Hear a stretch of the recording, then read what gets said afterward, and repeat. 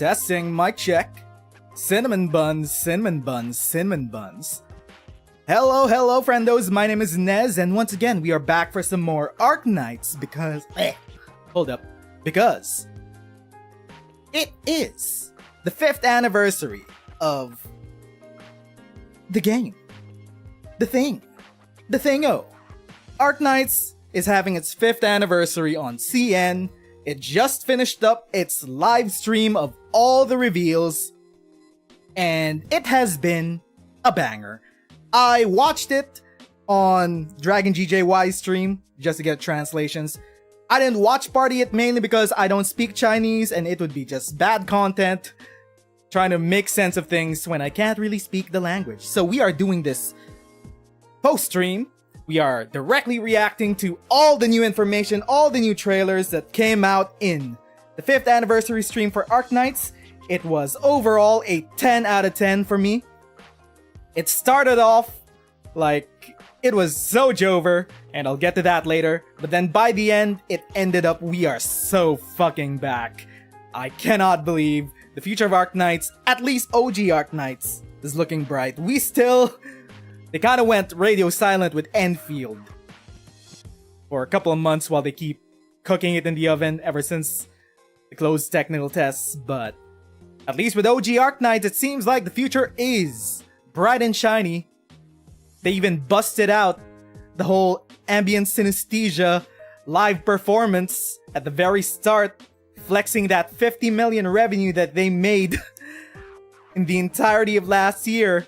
Fun fact, Arknights made 50 million in global revenue combined last year. AAA numbers, by the way. Never let anyone tell you that Arknights... Arknights, small indie game company. Hypergriff, small indie game company, casually makes 50 million a year on one single video game. On just the revenue alone from Gacha at least, maybe. Not including merch sales, physical merch sales. But yeah, there is that. This stream was originally supposed to be a extreme mode run of all the new 8 stages for chapter 13. But I feel like we might be here for a bit discussing everything that went on in the anniversary stream. I'm just gonna do a bit of technical housekeeping, make sure the stream is okay. Okay, it is looking good. So aside from that, this is usually just as part of a stream where I just share whatever's been going on since the off stream. Before we get into it, I have still been playing Path of Exile. I am currently 35 out of 40 on my seasonal challenges. I'm getting close to 38 to completing my armor set of the season. So there is that. I took a short break today from playing Path of Exile to actually read chapter 13 because I still have not gotten into it. So I'm currently in what? I'm in... Where did I stop reading? I was in 13.5. I stopped reading at 13.5 and then the anniversary stream started, so I had to stop there. But mostly, chapter 13 has been great. It has been great. It has kept up the quality that the Victorian arc has steadily kept and kept rising throughout the previous episodes, and it has been a good. So anyway, there's that. That's where I am in Arknights right now. I've been currently mastering... I finished mastering Weedy, as I said last time. Swire, I think I'm done. No, I'm about to be done mastering her skill too. So she's gonna be ready, and I'm farming up my materials to get ready for the Arturia banner, which is gonna be next week. I'm gonna be sparking Spectre Altar, because for the last 2 years, she has been the one operator that has eluded me all throughout. Speaking of sparking though, I feel so vindicated. I feel so vindicated after I ranted, spent 2 videos talking about how god-awful the sparking system of old limited operators is for Arknights. I feel so vindicated that they're changing it in the future. They heard the feedback, whoever they may have heard it from. Maybe not from me, maybe the Chinese audience also reflected the same kind of feedback, but they're reducing the spark amount that you need to get old limited operators that are no longer in the rate up of limited banners from 300 to 200. I was beyond happy when they announced that. So many, well, not so many, a good handful of people in this community called me entitled when I made my thoughts clear that I thought that the FOMO limited banner system was garbage. They called me entitled. They said that limited operators are limited for a reason, that FOMO is there for a reason. Well, fuck you. I won in the end, and we are all in a better experience for it in the future. I am vindicated. So there's that. Very happy about the spark change that is coming in 6 months. So for the Arturia banner, I'm still gonna be sparking for Spectre for the full 300. Thanks, John Hypergriff Lowlight. Thanks. At least that's still gonna happen. But anyway, yeah, we're not gonna go into the entire stream. We're not gonna be reacting to every minutia detail. They announced a lot of things. Mostly I just want to get into the important trailer reveals and lore drops that they made, especially with the collabs and stuff. The minor quality of life updates that we're eventually gonna get. Not gonna go too deep into that. The co-op mode. A co-op mode is coming back. It's gonna be a seasonal thing, apparently. Not seasonal. It's gonna be a limited time event. Like most limited time experimental events. Not gonna be a core thing. It's also gonna have jank form of PvP. That's kind of like soccer. It's a bit whatever. At least it's not part of the core game, so the pay-to-win aspect of Arknights as a gacha game isn't gonna be too relevant. It's gonna be here for a bit and it's gonna go away. It's not that serious. It's just a bit of fun, I guess. So there's that. Aside from that, we got a ton of collabs announced. We got a Sanrio collab coming. We got some more physical collaborations with stuff in China. Usually that doesn't even matter to global players. And then we got a collab announcement of Dungeon Meshi and Arknights. Gonna be a side story. Senshi's gonna become a playable character, apparently. Don't know how that's gonna go and that's gonna fit within the story writing of Arknights. I wish Ryoko Kui could actually pen the writing, because that would be great if she could actually write the story. But I don't know. So yeah. This might be also one of the best chances to actually get Pro ZD to voice an Arknights character, because he voices the English dub of Senshi. Surely, our Arknights subreddit is gonna be completely normal about that and not be low-key racist. Like the last time that topic was discussed on the subreddit. Surely they're gonna be completely normal about that. And aside from that, we got no more news about the Destiny collab. It's Jover. It is Jover Destiny 2, bros. It's never happening. It has been radio silence for the past year? How long has it been since they announced? It's been more than a year, probably. Destiny 2 collab, probably in the gutter. Just because of all the restructuring that happened at Bungie. They probably fired the people that were managing the collab with Hypergriff. So there is that. I'm not holding on to hope that the Destiny 2 collab still happens. That's probably why they even got the Rainbow Six collab back for a second run through. Just because the Destiny 2 collab fell through. That's my speculation. I don't know. But anyway, there's that. A lot to talk about. But most of all, I think it's time. It's time to do some reacting. Let's pull up some of the videos, and then we'll get to our hot takes about the reveals that they did. Okay, so I'm gonna pull up the first video that they showed off. We're not gonna go through the musical number. We're not gonna go through the entire stream. We're just gonna be going through the most salient points of discussion. So we're gonna bring up the PV for the 5th anniversary. Absolved will be the seeker. Okay, so I'm gonna bring the volume down. Bring this back up. Looks like stream is still okay. Okay, so let me just transition this. Jacked. There we go. Oh, no. Turn this down. Okay, time to do some reacting. We are going to be reacting to the 5th anniversary PV event. Absolved will be the seeker. This is going to be chapter 14 of the main story. This has been the first time that it's happened. It's going to be a big deal. And I think it's going to stay around after the event.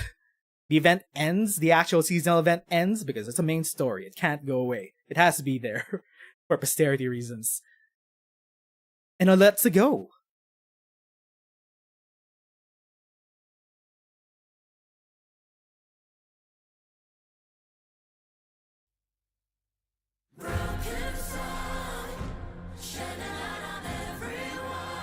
As usual, hypergriff, killing with the music. We got some Rhodes Island imagery. Then we got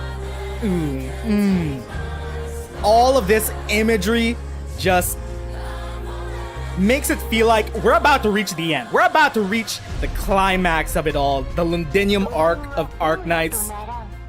We got Phoner Zero, Fang, the sharpened Fang altar finally revealed. It's been speculated that Fang died or would have died sometime in the timeline. But nope, she's alive. We got Logos as one of the new 6 stars. One of the new 6 stars announced for this event. This is gonna be a whole sarcasm themed event because of the ongoing story arc with Londinium. The shadow of Babel looming over Rhodes Island, looming over the sarcasm blight. And then we got the reveal that absolutely no one expected unless you paid attention to the leaks. We got W Alter. Visadel. We got W Alter as one of the new limited operators. An alter of another limited operator from years ago. So at this point, I was like, oh my god, they're doing it. They're not making Theresa a playable character. This is so... We're so back. This was at the point of the stream where I was like, they did it. They're not letting us down. And then they were showing off the skins, and it was so exciting seeing all of these new Bloodline of Combat skins. This is my favorite skin line of every single skin line that they make. And then the trailer just kept going. The trailer just kept going and going. And wasn't stopping. It kept going and going. We got the skin for Scotty Alter, another one with Iteration Provident, which is our alternate universe line of skins. We got the Bloodline of Combat skin for Mulesies. So this is very interesting because it's very naturey. It's very naturey, and she is more of a sciencey elf. We got the modules for Lord Guards announced. It's been a while because Lord Guards have historically been one of the stronger archetypes in the game, so giving them a module is kind of tough because most of them, at least the 6 stars, are pretty good. And this was a part of the stream where I was like, oh no, they are not doing this. Oh no, it is so Jover. Oh fuck no. I was in shambles when this was going on stream. Oh no, they made her playable. And then they kept going and going, and Amiya's going to get her second alternate form. She's going to be an incantation medic, just like Reed. She's going to be a DPS medic.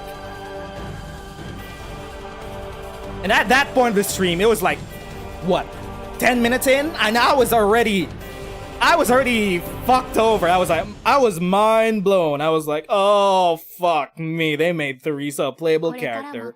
But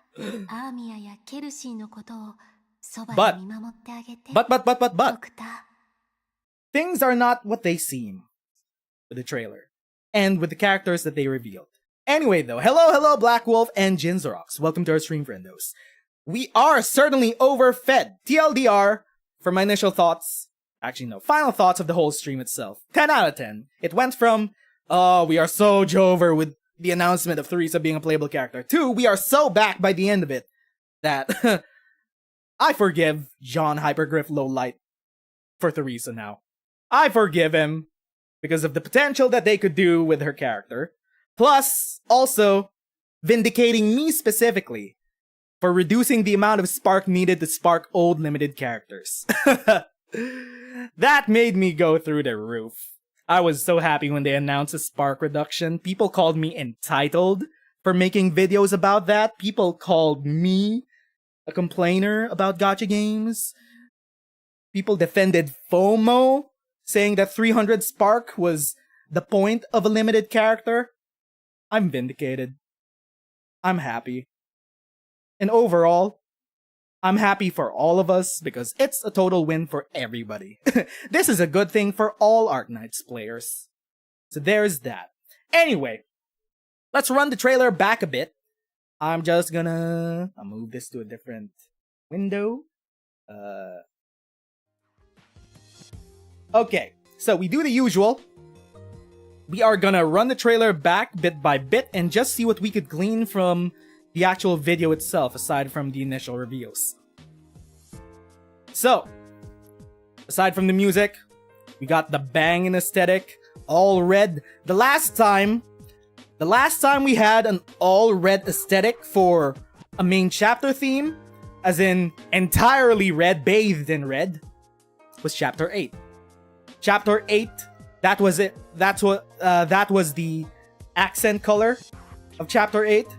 It was pretty much the finale of the first arc of the main story of Arknights, and we are once again back to that color. So there is that. Other chapters have had their own specific colors, but bright, deep blood red, that's usually a sign that we are ending things in a big bang, whether it's in fire and flames or blood and gore. This could be both. Yeah, definitely could be both. So we got our new operators. First new operator announced, Phoner Zero. I'm assuming that's Phoner Zero because this thing it's in a different size compared to the O. So Phoner Zero. It is a free welfare supporter ritualist. So ritualist. I'm trying to remember which ritualists do we currently have at the moment that are relevant. I know ritualists are a new archetype, but I don't even pay attention to most of them. Yeah, gonna be real frank here. I have no idea what they could do with Phoner Zero. Usually the 1-star robot operators are pretty niche in their usage. The most interesting part about Phoner Zero is that... What the hell is this? This is some sarcasm witchcraftery. He's got like 1, 2, 3, 4, 5 wheels. The wheels are facing adjacent directions. Who is this supposed to be? I guess we'll find out. In the same way we found out about what's-his-face. I already forgot his name. What's-his-face from chapter 12? The one that got... the one that video gamed himself and then got revived into a robot. I already forgot his name. But anyway. So we got Phoner Zero as our first welfare. And then we got our first big reveal. In Fang the Fire Sharpened? Is that fire? I'm assuming that's fire. So we got our first big reveal in Fang the Fire Sharpened. So for those of you not in the know, or that don't pay too much attention to the speculations going on with the story, is that A2 squad, I believe that's the number of her squad in Rhodes Island, right? A2 has had a number of altar operators over the years that have shown the progression of each individual character as the story has gone on. So first we see them as their plucky selves when they were children. When they were first accepted into Rhodes Island, and then we get to see them years later in more updated stories as they star in their own stories and as they've grown up as operators. So speculation for a long time has been that something happened either with Fang or Beagle, two of the characters within the squad, to mature the other characters in the squad. And it's been speculated that either Fang or Beagle dies sometime in the future of the story, or sometime in between their development, that leads to all this development in their characters. So the reveal of Fang is actually huge because that that crosses her off the bingo board of who dies in Squad A2. The only one left without an alter in Squad A2 is Beagle. Yeah. And she is now probably the most likely candidate for the first... I don't know. It's still speculation that she's most likely, probably, maybe, probably maybe sometime in the future gonna kick the bucket. Somehow, somewhere, maybe. Problem is with Arknights is that Arknights loves to kill side characters, non-playable characters. Arknights does not have the balls to kill any playable character, which will also lead into our discussion with Theresa later on. Because I got a lot of thoughts about Theresa. I got a lot of thoughts about the Pink Woman and her role in the story. But we're talking about Fang for the moment, so... With Fang, yeah, she's alive. She got that sick-ass scar on her... Wow, navel. Exposed navel. She seems to have grown up pretty well. She is now a Vanguard Charger. So, she's like Bagpipe now. Instead of her original Vanguard form, she's a 2-blocker. She's a Charger now. At least they kept her original archetype as close to as it was. So there's that. Anyway. Fang, not dead. Beagle, it's still kinda iffy. And the way Arknights will handle the deaths of actual playable characters in the future is gonna be, let's just say it's gonna be messy, considering the Pink Woman that we're gonna be discussing very soon. So, aside from that, we got some gameplay snapshots of what they could do. Not really much to glean from these. Fang doing Charger shit. We got the robot doing robot shit, redeployment shit. We got Logos.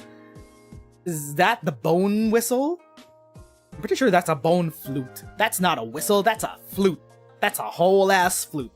So Logos, as I've been reading in chapter 13, he's been playing an integral part in the current ongoing story arc with Londinium.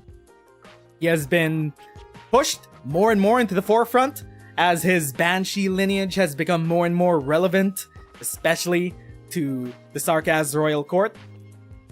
So we got Logos over here, blowing the flute.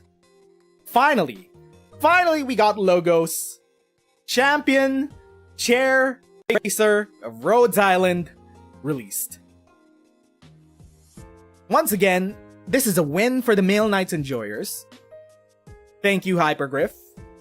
We got Logos, who is not in his Sarkaz Royal Court attire. He is in his Rhodes Island attire. He is rocking those zippers and techwear drip. My hope in the future is that they release his Royal Court attire as a skin in the future. But this one's good. This one just sets the whole tone that all elite operators in Arknights, they wear the sick-ass uniforms. They are part of Rhodes Island, and that is what comes first to them. So we got Logos. He's going to be a core caster. We have not had a lot of core casters, at least 6 stars, that have been super relevant in the past few years. Some have been brought up to standards, more or less, but they haven't really been outstanding, like Kayobi. Like, A is still good in certain sense, but there are a lot of operators nowadays that can do a lot of AoE damage, like Aya nowadays. So Logos is gonna be one of the more modernized core casters that we've gotten so far. They kind of explained his mechanics on stream, but because I didn't take notes from watching Dragon GJY's stream of what every single mechanic that they explained did. So this is mostly just gonna be a lore discussion stream. Not gonna get too we're not gonna get too deep into the mechanics that they discuss in Chinese, mainly because I didn't speak Chinese and I didn't take notes. I was just losing my shit. So we got logos.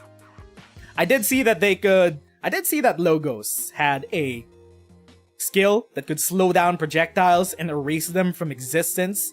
That seems like a fun little quirk that could be useful. His module also gives him necrosis damage, just like Ebenholtz. So, necrosis becoming more and more viable as a niche strat. I don't know. Can we have necrosis knights sometime soon? When we get enough necrosis operators to use? Probably. Sure. Maybe.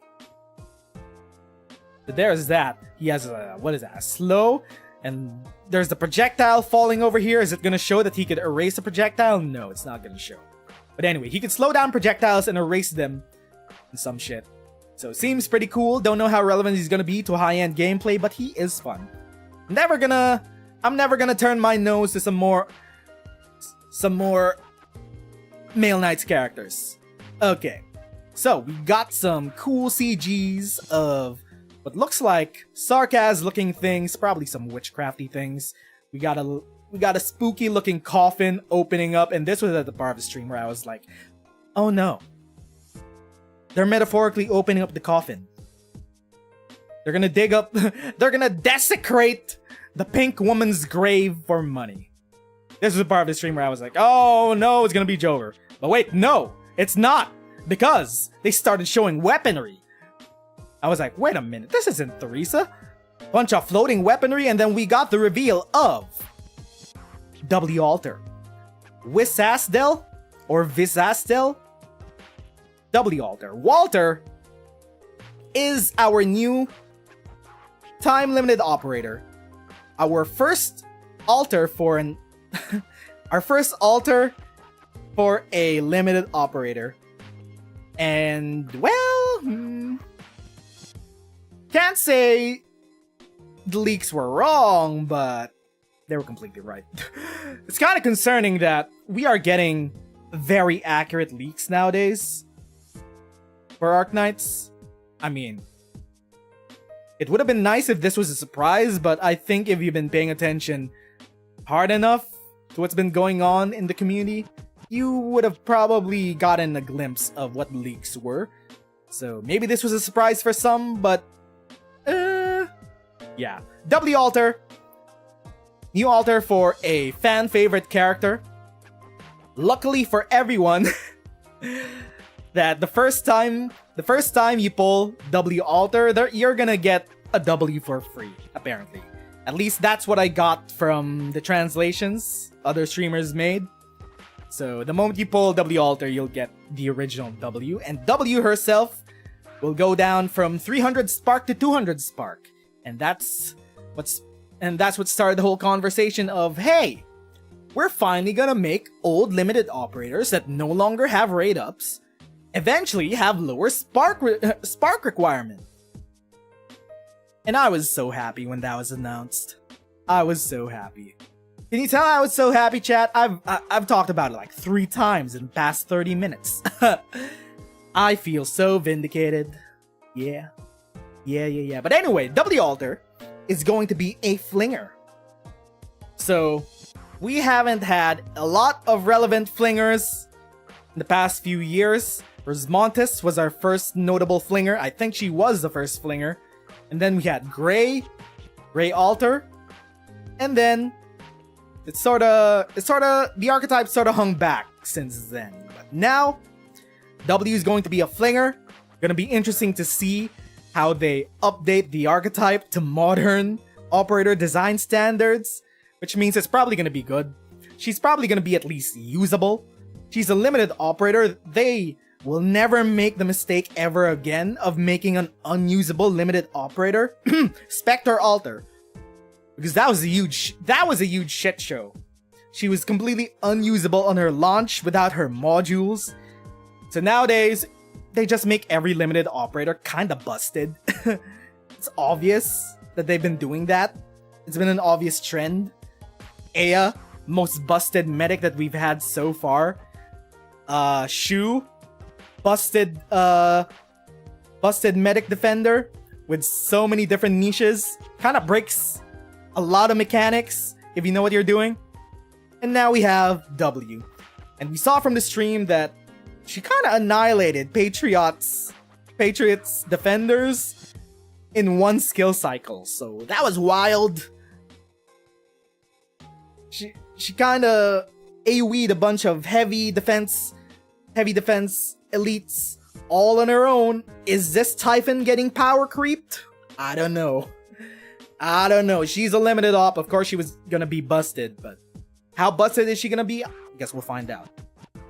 Anyway though, when it comes to her design and her progression as a character, can't say I did not see this coming, but it's to be expected.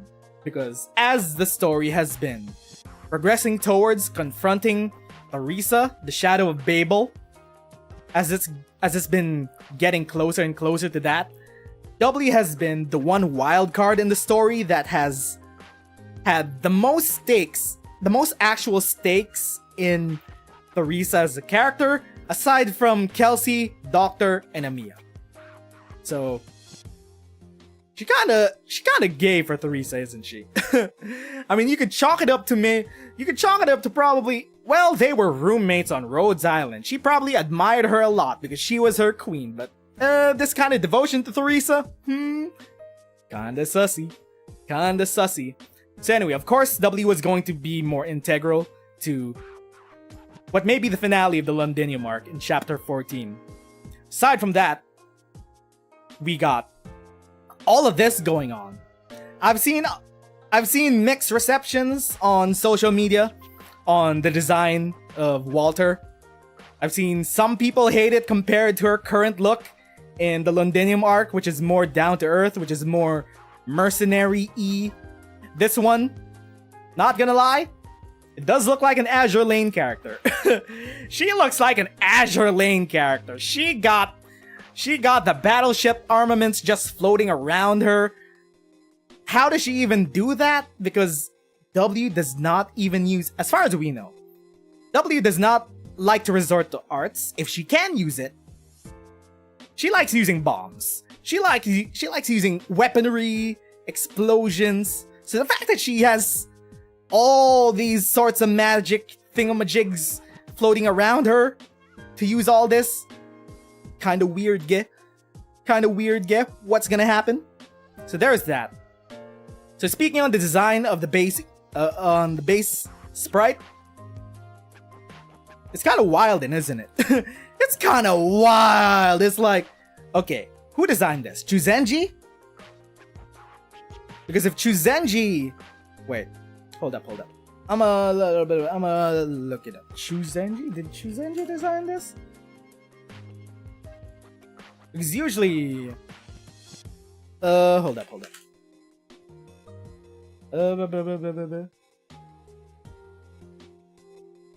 Illustrators, Arknights. Who was W's original designer again? Fuck. I have to go through the entire list. Anyway, that's too much of an asshole. Anyway, W's kinda wilding out in this outfit. She's, I don't know, this seems like a final form to me. You know those memes about the level 0 mercenary? She's a level 100 gangs mobster right here. She got all these spikes, all these floating. I don't even know if this is Originium or not. She got her tail. This is probably the best look we've had of her tail in a while. She has I don't even know what's going on here. She got the thong plus the hot pants combo. She got the crop top with transparent slits going on here. She even got a zipper coat.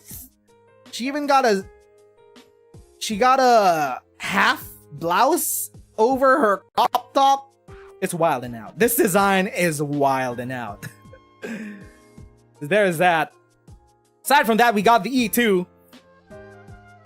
We got the animated. We got an explosion over there. Is that a nuclear explosion? Does she finally using nukes? So yeah, this is very Azure Lane. This is the most Azure Lane looking skin I've ever seen in Arknights, for sure. She looks like a ship girl. So there's that. Because I personally like Azure Lane designs. I think this is cool. I think it's sick. I mean, you can make the argument that, aside from Amiya, W is probably Arknight's secondary mascot. If you think about it, because how many ambient synesthesias was co-led by both Amiya and W? W has always had a solo in almost every ambient synesthesia? And I mean, the last ambient synesthesia was dedicated around her specifically. God damn, that outfit was also wild and out. There was that. So yeah, W, looking forward to her. Probably gonna pull her. Most likely gonna pull for her. So there's that. As we go forward, we could see her sprite. We can see the mechanics for Chapter 14. She's a flinger. This is the mechanic that we saw on stream where W could take out a whole platoon of elites, of high defense elites. This is kind of bordering into compressing roles with Typhon. But then again, that's what flingers are supposed to do. I guess, maybe. I don't really know the functional role specifically, what flingers are designed to do. But aside from that, I guess they're still experimenting with it because they haven't fully fleshed it out, even with Rismontes. I'm pretty sure Rismontes could do blocking strats with her S3. But anyway, I digress. We got a free skin for what's her face? She's always being given away every year as a free operator. Savage. Yeah, that's right, Savage. So this is the 5th anniversary, which means Year 1 players are gonna have a 5-pot Savage. She's only ever given out once a year. So it'll be about time before we get to have a max pot Savage. This is her Bloodline of Combat skin. 300 meters underground. So usually the Bloodline of Combat is a skin that represents operators at the prime of their lives, whether it's past or future. So I don't know when this happens in Savage's story. Looks like it's in the past, when she's still in Rimbilton, because Rimbilton has a bunch of mines that they work in. That's kind of their whole shtick. They're a mining country. So there's that. And then we got another big reveal. If most people did not pay attention, we got a Bloodline of Combat skin for Thorns. Now, most people got this flying under the radar, but Thorns is kind of low-key integral to the whole Seaborn plot, because he's from Aegir, and he left Aegir. His master was a bishop of the deep. That's how he learned to make poisons and shit and chemicals and shit, I think. He left Aegir, and the fact that his Bloodline of Combat skin shows him on a boat, on an Aegirian boat, on the wide open seaborne infested seas is kinda wild, because that kinda gives us a tease of where Thorns might end up in the future, whether he might be relevant to a future Seaborn story, because they also announced another Seaborn event in the future. Thorns looks like might be becoming a bit more relevant in the future. So there's that. He has this pirate attire. He's on an Aegirian ship heading straight for Aegir, probably. Yeah, this kind of vessel, it screams Aegir design for sure. The sword he's using, that's a futuristic ass sword that looks straight from Aegir. Yep, with that about it. And then we got these coordinates, which look like it's off the coast. So I think this is the coast of Iberia. And then I'm assuming that these black triangles are what? Sea terror points where events happen. And then we have a bunch of numbers here out in the ocean. 670, 650, 600, and then a basin. So probably that's probably like the depth of which Aegir could be found, because they also tease Aegir. they tease Aegir in this 5th anniversary stream. They had one of those commercials. They had one of those in-universe commercials advertising life in Aegir.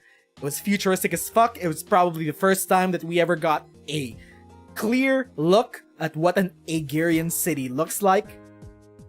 So, Blade Cleave Tides, low-key, kind of a big lore reveal for Thorn's potential involvement in the future of the Seaborn arc of Arknights.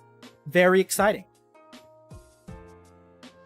Moving forward, we have the Bloodline of Combat skin for Innis. I'm gonna say it straight up, this is the best skin that they announced in this stream. Holy fuck, Innis is looking wild. Under the Flaming Dome. So as I've said, Bloodline of Combat is a skin line for the prime of an operator's life. Now, we know that Innis has been a mercenary for most of her life. So probably she don't got the moolah, she don't got the funds for this fancy of an outfit. So when does this happen in the future? And what is her role in all of this? Because she looks like a Dark Souls boss. She looks like an Elden Ring boss. I don't know. This is all wild. She got a sick-ass red sword or some shit. There are a bunch of originium crystals just spewing out of the ground in her background. Red blood red soaked skies in her background. Something's going on in the timeline of this skin. It's very exciting. We got some shadows of people that we've seen before. We got Hodor over here. We got Innis over here. We got W over here.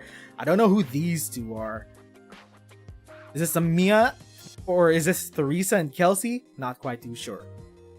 But anyway, best skin revealed so far. Digging it. And then we got a random ass Blue Poison skin. Didn't really expect a 5-star to get a skin this event, but it's something. It's something. It's the Iteration Providence skin line, which is the alternate universe or isekai skin line, whatever you want to call it. It's usually used for alternate fantasy style skins. So, with Blue Poison,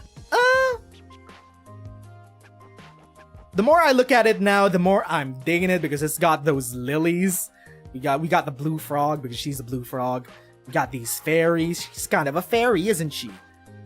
She's inside the lilies. I mean, yeah.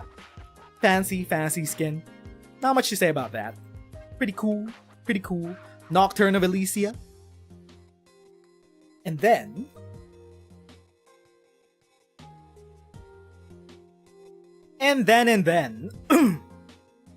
we got an Iteration Providence skin for Scotty Alter. We got an alternate universe skin for an alternate universe character. How many more layers are we gonna go? John Hypergriff Lowlight. Scotty Alter is already an AU character. You're gonna give her an AU skin where she's a fantasy-ass queen. She looks like a red queen. The Red Countess. So this is most likely an Alice in Wonderland reference with, the Red Queen and shit. We got references with all of these Seaborns. The Seaborn has old Scotty's hat. This Seaborn has a lyre that they're playing. Where's the lyre? How come the lyre's not visible in the skin? I'm pretty sure there's a lyre here that the Seaborn is playing. Ah, there it is. They're playing musical instruments. This Seaborn has a trumpet. This Seaborn has a ship.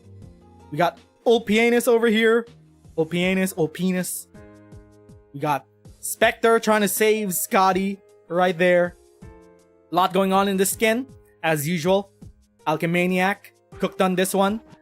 Some people might not like the skin because red was already a big was already a main color on her base skin, so you know, it kind of comes with the territory that it might look a bit samey when you compare her base E2 compared to this one. Same reds. At least her IS3 skin showed her off in a different color scheme, which was more based off Malaysian myth and shit. Did you just hear penis? Yes. There's that. Maybe it could have been a different theme, maybe less red, but yeah, it's something. It is something. And then we got a skin for Mulesi's Bloodline of Combat skin for our elf. Very interesting because Mulesi's is a sciencey elf.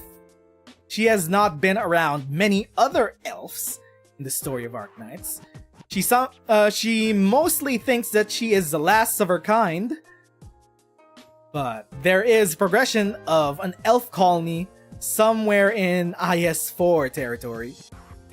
So the fact that this skin is very much more naturey than sciencey gives a lot of pause to think about. Also, the artist barely disguised fetishes seeping forth.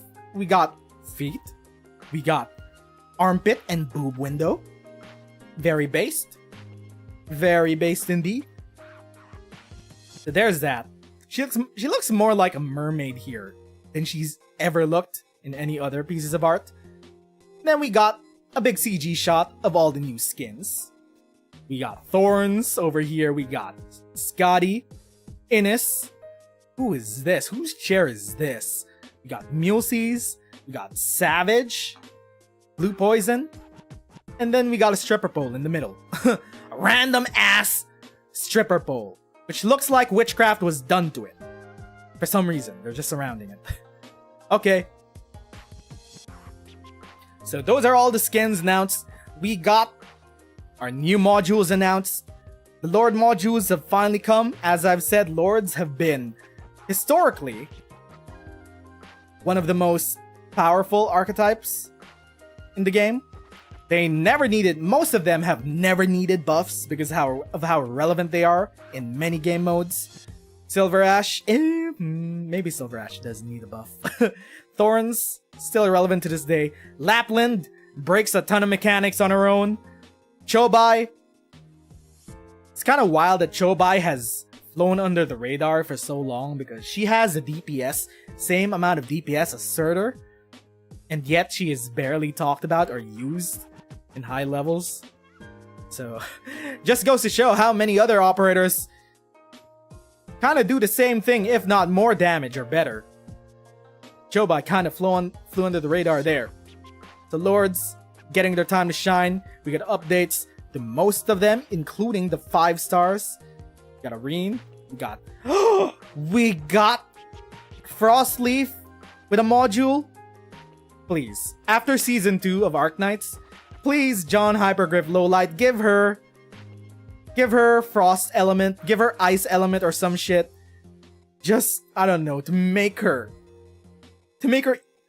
just a fraction as close as what we saw in the Arknights anime.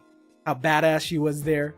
Probably not 5-star modules unless 5-star modules and below in rarity have always been either hits or misses, mostly misses.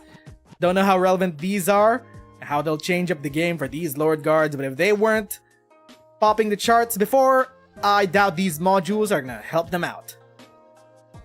And modules, the materials to make modules, they are very scarce. I doubt most people would be happy to spend the materials on 5-star modules, which barely make a difference. So there is still that issue to deal with. Aside from that, we got more module updates for Logos. We got for Walter. We got for Fang. These are going to be their premier modules when they come out. We got one for Xiaohei. Xiaohei got a module. That's cool. We got our operator records updated for the ongoing story. They're not even gonna let us go through that. I'm just gonna see who is available. So they're gonna have archives for Greytooth, Siege, Shining, Ascalon, and I have no idea who this is. So there's that.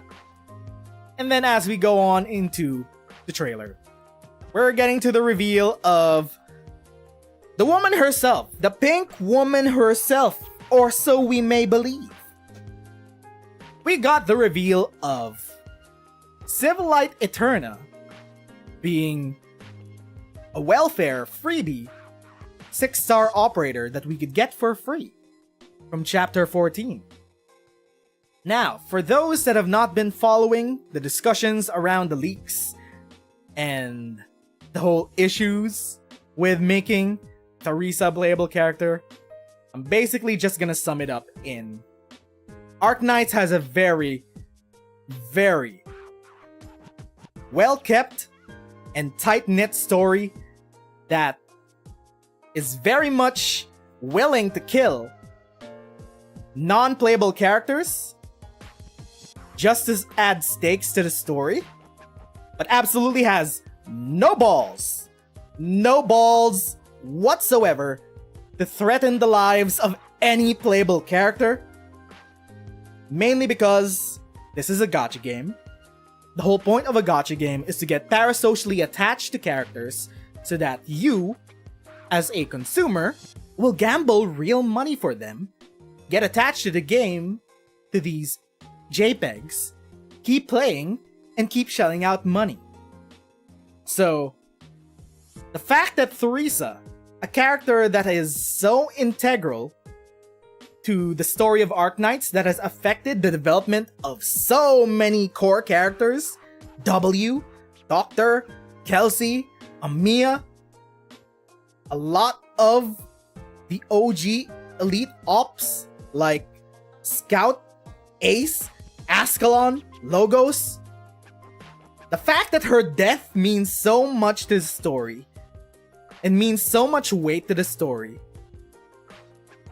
The idea of making Theresa playable kinda sours the integrity of the narrative that Arknights is trying to tell. Because as we know, Arknights all in on killing non-playable characters. However, no balls on killing playable characters. And Theresa already died once. And she has been brought back to life. So technically, she is now alive, and you could play with her. That's the loophole that they created. Still kinda sours a bit, but there are silver linings to this, in that I don't think this is Theresa. This is specifically named as the Civilite Eterna.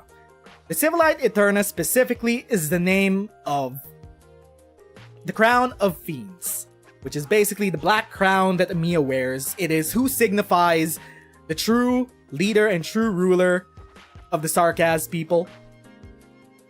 It is a device which was created by the Ancients and Elders, basically the Doctor's race, to record memories. But eventually it found its way to the Sarkaz people, and then they used it to crown who their king is.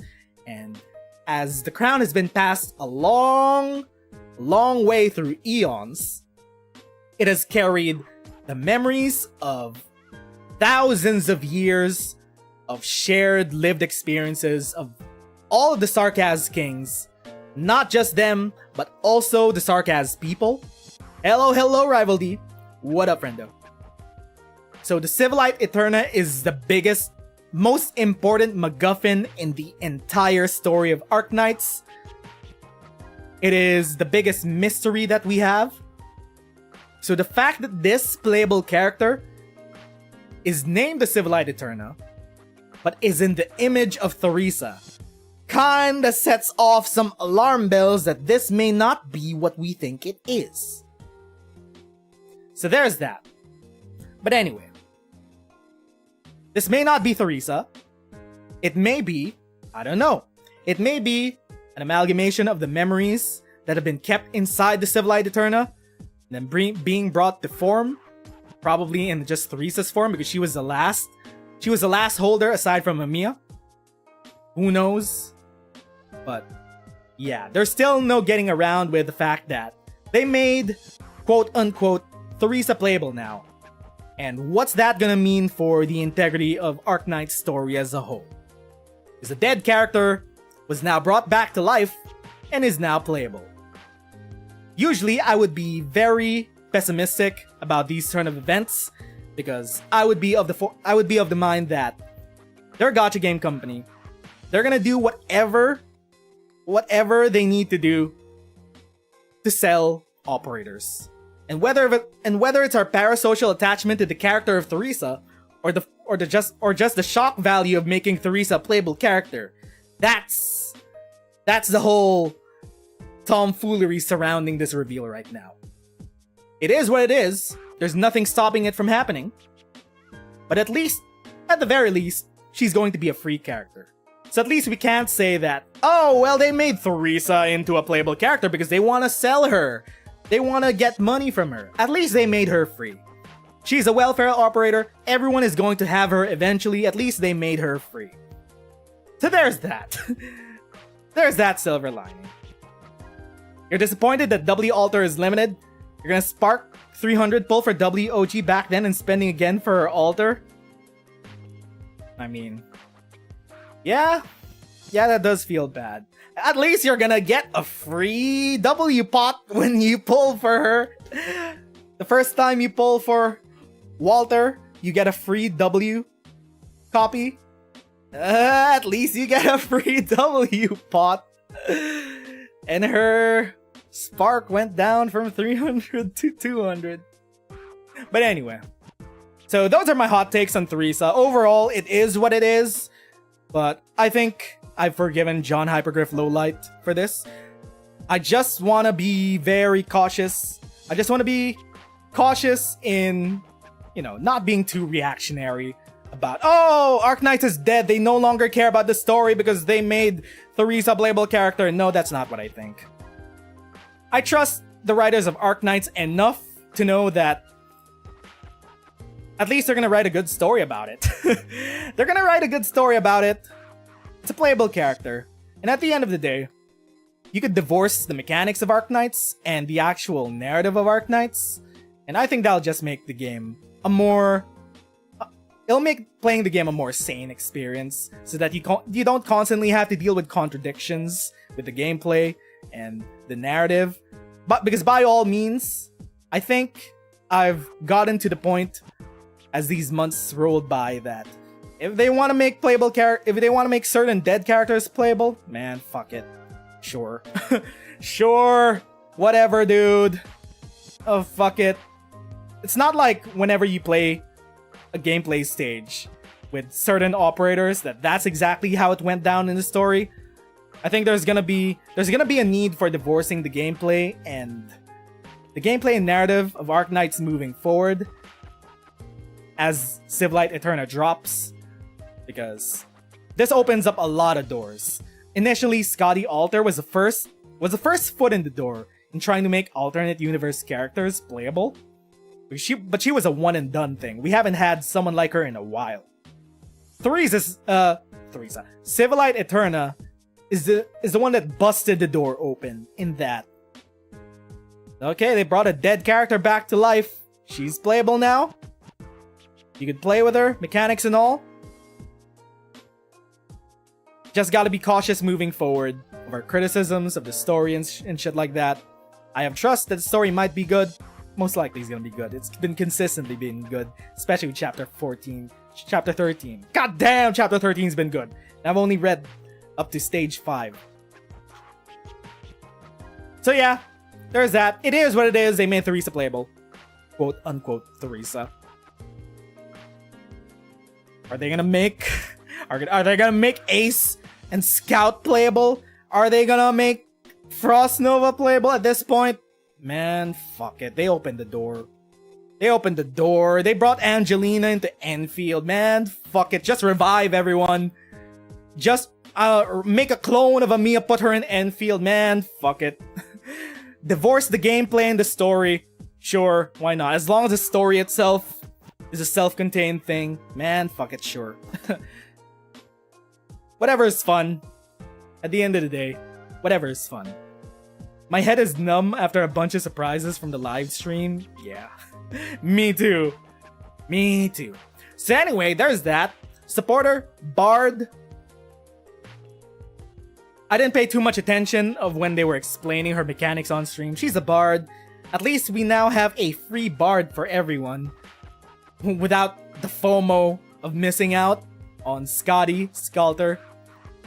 So looking at her E2, we got the Civilite Eternus Diamond accent right behind her. She got a white Civilite Eterna floating atop her head. That's very interesting. She has white... Huh. Interesting. She is using white arts. Amiya uses black arts with her Civilite Eterna. She has a black crown. This person is using a white crown. Interesting. A lot of speculations we could do here. Probably, maybe.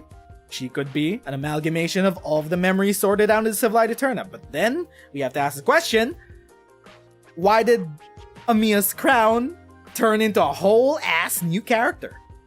Or why did it take form in Theresa? I don't know. Things will be answered in 6 months for us on Global. So we got her Bard abilities. Don't know too much of what her abilities actually do. We'll get that explained in a couple days anyway. And then we got the reveal of Amiya's new alternate form. She is still a 5-star though. They're really holding back. They are holding back on her 6-star form for a long time.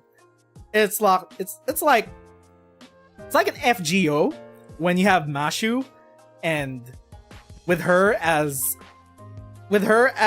the avatar of, was it Gawain or Galahad? Who is Mashu's heroic spirit? Galahad or Gawain? Whatever. But Mashu stayed as like a lower rarity character for a while until later on in the story she turned into a full-fledged max rarity character, if I remember correctly. So I think they're taking the same steps with Amiya here. They're saving her 6-star form for, I don't know, maybe the third main arc of the series. Oh, she's Galahad. Okay, Mashu is Galahad. So Amiya, she has her tertiary form in an incantation medic. She is just like Reed. I'm not quite too sure what they could do with her. They could do with her mechanics, but so far Amiya as a character mechanically has always served as the free-to-play boss killer that every player has access to. A lot of people may not pay attention to that, since we have a lot of 6-star boss killers that we've gotten over the years, like Surtur, Texas, Yato, but Amiya is a free 5-star boss killer that everyone has access to, that they specifically give for free, just so that people have some form of true damage to deal with bosses. And you can see that in the way that their second form was unlocked, where you had to kill some boss in a certain way to unlock her guard form. And her guard form was unlocked basically in the story when she used a Civilite Eterna to copy Chen's sword techniques and shit. We started seeing more of the Civilite Eterna's true power in gathering memories and letting Amiya have access to them. So possibly this might be a progress to whatever's going on in the story in chapter 14, because if she has a new form... Oh, I remember now. I remember during the stream, watching Dragon GGY stream, that her incantation medic form is based off Theresa. Yeah, I remember. Okay, so her second form, her guard form, is based off Chen. Her medic form is based off Theresa. So yeah. And we can tell by the color scheming here, which is bright pink, which is Theresa's color accents. So she's probably tapping into memories of Theresa's own arts so she could use it herself. It explains it. It explains it. Okay. And she is... Most interestingly about this skin is that she is back to her old attire. She's not wearing the Victorian attire. Her... her Chen-inspired attire with the boat, with the necktie and the hot pants. She's back to her sundress. She's back to her sleeveless dress with the jacket. This is her OG attire. So that's interesting. Interesting to note. Okay, so we got her mechanics, blah blah. Okay, can't glean too much from that. And we got a CG of her just blasting shit. Brrr. Got logos. Got a back shot of logos. Huh? Holy shit, we've been on this one single 4-minute trailer for an hour. I've been yapping. We still got so many other things to talk about. And then we got a CG of Theresa and the doctor in a field of wheat. And surrounding them looks like... I don't know what that looks like. It looks like a bunch of digital artifacting. And then there are 3 people up here. So don't know what that is. Oh, and then we got a shadow of me over here when they first picked up Doctor. There's that. Okay. So, I am just gonna be right back, refill my water because it is extremely hot during the summer. It is a hydration break. Do not get a heat stroke, friendos. Gamers, hydrate. Stay alive and stay comfy during the summer. I will be right back. And then we'll get to some more reacting.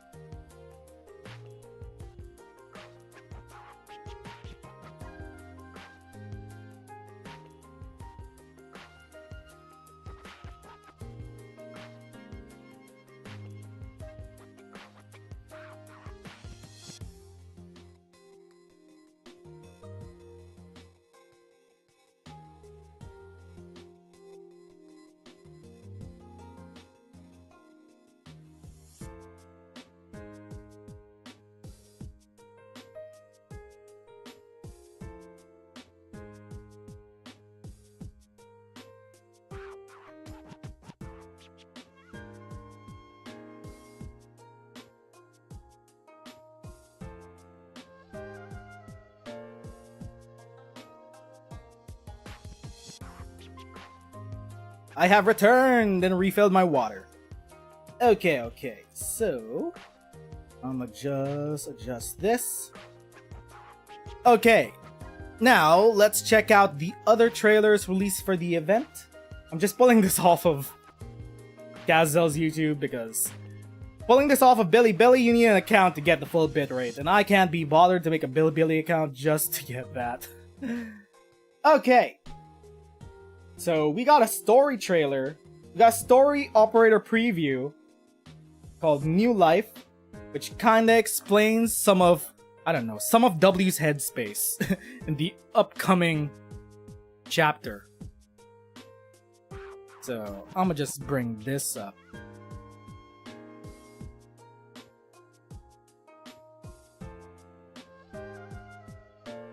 Okay. Turn this down. And then... Okay. So we got the operator preview, New Life. This is more of a W and a logos trailer. So let's check it out. Am I okay with the copyright of PV4? I already played it for the intro of this stream. If it's gonna be copyrighted, it's by Millie, so gonna be an issue regardless. The stream might not be monetized by the end anyway. So we got logos.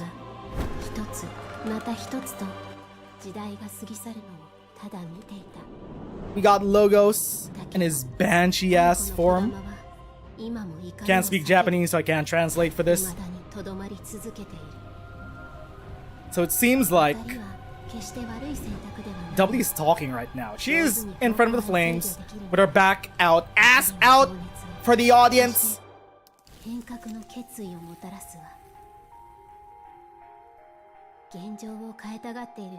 we're gonna get a shot of these two just, I don't know, chilling out in this gothic ass home. Ooh, ooh, ooh. We got the royal court. And somehow somehow W can read. I thought she was illiterate. I mean, somehow I expected W to be illiterate. Maybe that's my own prejudices.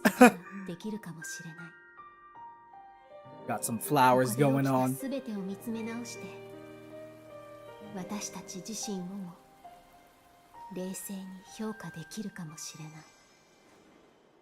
And there's Logos.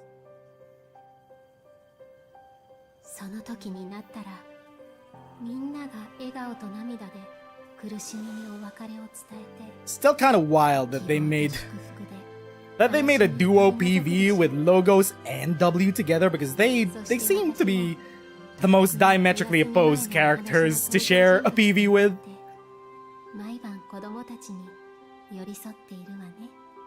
Like, this is the most peaceful face that we've ever seen on W.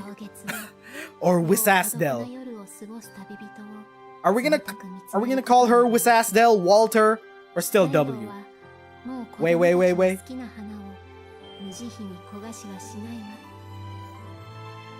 Somehow she's looking at an image of Emiya. Right in front of Rhodes Island, in front of a field of flowers. Is that her true feelings about Rhodes Island? Has she always been a tsundere about Rhodes Island? But she's never been a tsundere about Babel and Theresa, that's for sure. So anyway, there's that. Little story section with Logos and W. Not too much to glean from that. Pretty cool. Okay. So I did play the special commemoration animation, which is what do you call that? Which is the animation that they usually do one of these songs every year for the anniversary. And usually it's been fine to play them on stream. But the problem with this one is that it's sang by Millie. So, I don't know. If this stream is gonna be demonetized, man, fuck it. Okay. We got a special commemorative animation. This is usually the animation song that they do every single year to celebrate how far Arknights has come. As a story, it usually has a lot of heartstring tugging of all your favorite characters and events that have gone on in the main story specifically, and how this game has been a special ass game for how long it's been going and how well the quality has been, the amount of stories that we've gotten. It's usually one of those special ass trailers that we usually bawl our eyes out to. Let's play it. Don't copyright, please. Hypergraph, John Hypergraph Lowlight! I'll give you my Spectre funds, don't copyright! I already played this during the start of the stream, so fuck it, might as well play it again. So this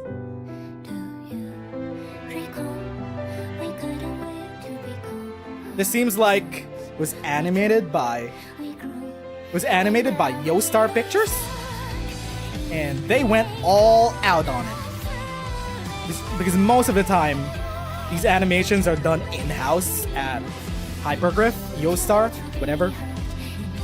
And I think this art style is so much more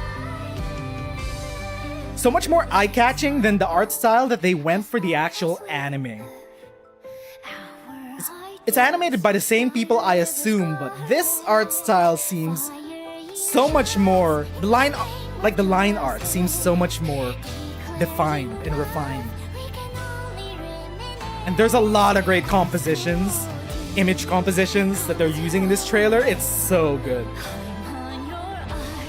Oh my god, they're tugging on our heartstrings! We got Granny, who gave her life. We got Frost Nova. We got what? Ace, Scout, Patriot, the Shield Guards. The moment in Chapter 8, Chapter 7. Theresa putting the crown on Amiya. Mountain joining. Oh, that's surprising. They put Angelina and Lappy. Okay, we're gonna run it back just to see all the Easter eggs that we gleaned from this video. Okay. There's a lot of shit to talk about this video. A lot of Easter eggs of all your favorite looking characters. Okay. Yeah, they did upload it on the official Arknights channel. But sometimes, some of the music there, when they're produced by big name artists, which actually have brand deals with bigger publishers, they usually copyright strike those, but the character EPs, they leave those alone. You could play them on stream and shit. So we're flying by the seat of our pants. Fuck it. Which one of these videos is gonna get us struck? I don't know. Something's gonna happen. You heard it was animated by the same team who did the memorial animation of FGO and AS 2024. Oh yeah, right. Yeah, it does look like the animation of Ambient Synesthesia 2024. Okay, so let's just run it back, spot some Easter eggs. So we got Amiya just sleeping. We got a whole Studio Ghibli ass looking meal, decadent as shit. What the fuck? I didn't even know that they had turkey in Arknights. They have lobsters in Arknights. God damn, I thought every single thing turned into Seaborn. They still have lobsters in this universe. They have this weird looking clam thing with spikes. Got some cranes, paper cranes. Lighting the candles, food lore. Got some wine. We got, we got a bunch of desserts with different flags. Okay, so we got, this is the Victorian flag, I think. Is this a Victorian flag? This is the Ursus flag. This is the Sarkaz flag. Chicken is foul beast, yeah. Not quite too sure about this, but I'm leaning towards this is a Victorian flag. It has a bunch of griffins on it. Griffins. Is Victoria... Are griffins relevant to Victoria or some other country? Or is this Gaul? Actually, Gaul is the country with griffins. Oh yeah, I think this is Gaul's flag. This is... the two-headed... This is a two-headed... wyvern? Two-headed bird thing? Which makes me think that it is Ursus? Question mark? One of the countries has a two-headed bird on their flag. And this is definitely the Sarkaz flag. For sure. Not quite too sure about this. Is this Sancta? Is this Laterano? I should really order the Terra lore book. I've been meaning to buy all of the lore books, but I need them in English, dog. I need them in English. So I should probably go on that. The blue one is Victoria. Okay, does look like Victoria. So I should probably go on that. We got a bunch of people at this fancy ass gathering. Can we glean who any of these people are?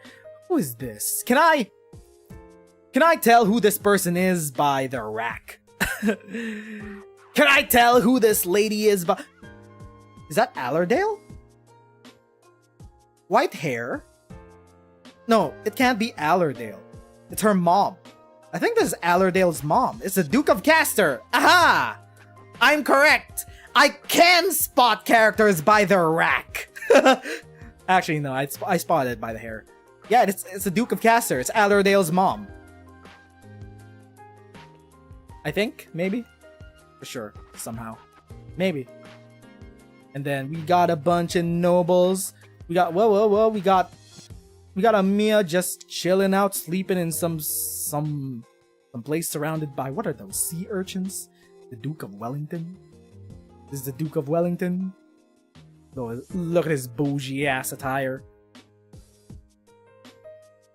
Got all these being served. We got That's reminds me a little bit about Freerun. It's a very fantastical world. Okay, let's see if we could name all of the races that we see in this picture.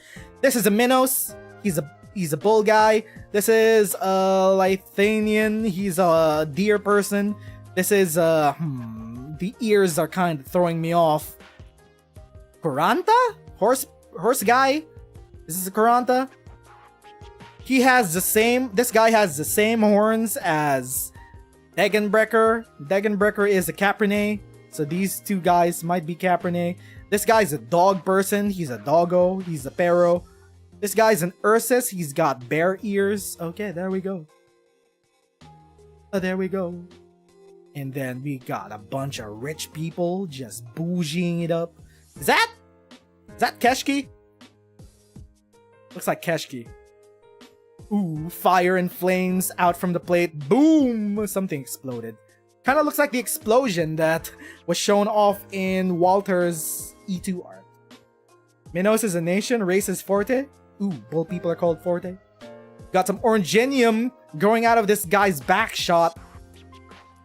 Got a catastrophe going on, spinning. Whoa, that's a catastrophe ass looking thing. We got some... What is that? Is that a normal fish? Or is that a sea terror? Is that a seaborn? Looks like the first half of his body's mutated as shit, while the second half is kind of normal. I don't know. You got some weird ass looking fish here. Hellish paradise. Judging from, I don't know, the lyrics, it looks like it's probably a seaborn. It's a fish infected with seaborn. Sea terror blood. Maybe. We got some... And we've transitioned... Wow! I just noticed that now. We transitioned from the bougie-ass activities of all these societal elites. And then it explodes. It explodes, and now we're suddenly dealing with all of the problems on Terra, to be honest. We got Originium. We got Oripathy. We got catastrophes just plaguing the planet. We got sea terrors. We got the oppression of marginalizing infected people and people with oripathy. It's like the contrast is kind of clear there. We got these bougie ass people, and now we have the regular people that are suffering. Never change, Arknights. We got people getting brutalized by the state. Looks like Ursus. ACAB. Yeah, we got protesters. We got... Oh, this is the People's Liberation Front? Whatever they're called. The People's Liberation Army in Victoria fighting against the Sarkaz. The contrast between the upper class and normal and poor. It's Ursus, yeah. So these are just the normal people fighting against the Sarkaz. Oh my god. Wait. This is the exact scene... This is the scene when Dr. Amiya and Siege were sneaking into Londinium. And when the fight broke out, and this is where they first met Faust. I remember my lore. God damn. I got this shit packed in my noggin. I remember these scenes, and I can spot them out the moment they're animated. Okay, I love this shot. This shot is my favorite shot in the entire music video because Faust, yeah. Stainless. This is my favorite shot. It's just, we got... The eyes are the window to the soul, and you could tell that this woman is suffering. You could tell so much about what she's been through by everything on her face. She has a black eye. She's probably been punched. She's been punched over here too. Her oripathy is spreading to her ears, so she's probably deaf here on this side of her face. Her mouth is dry, so she hasn't had anything to drink or eat to sustain her for a while. It's just such a... This is such a great shot. You could tell so much about this person by everything on her face. Oh, I love this shot. This is This is such a beautiful shot. I love it. I love it. She has bandages just to keep her bleeding from going. She probably has a wound over here. Love it. Love this shot. We got Sarkaz mercenary children. We've barely seen these Sarkaz children. We only have the very few that were exposed to at Rhodes Island. We have Paprika, who is more of a established mercenary in herself, but this is one of the first times we've seen actual Sarkaz mercenary children and the life they have to lead, because they have been constantly pogromed throughout the entirety of Terra's history. They have no home to return to. It's been constantly in a state of war and famine and pogroms. This is just the average life of a Sarkaz child out in the wastes, trying to make their living, trying to survive. Most Sarkaz aren't even literate. We gotta see that in the start of chapter 13, where two Sarkaz men are burning a bunch of Victorian books, and they're not even literate. They question why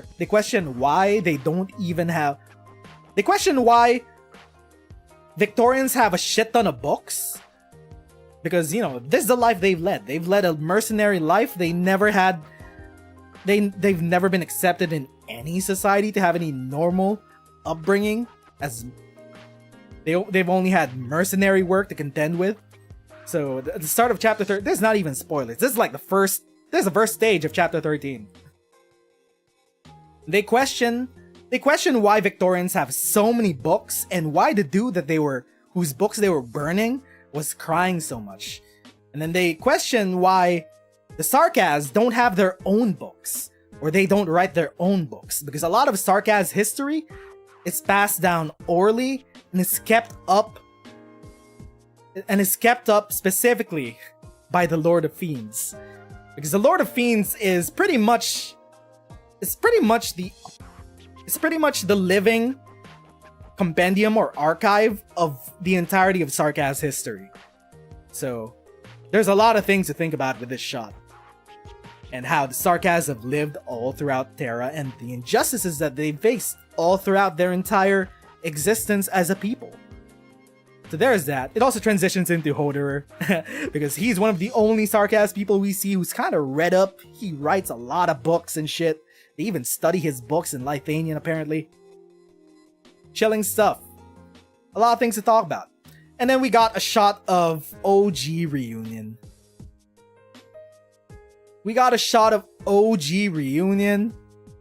This is such a great shot.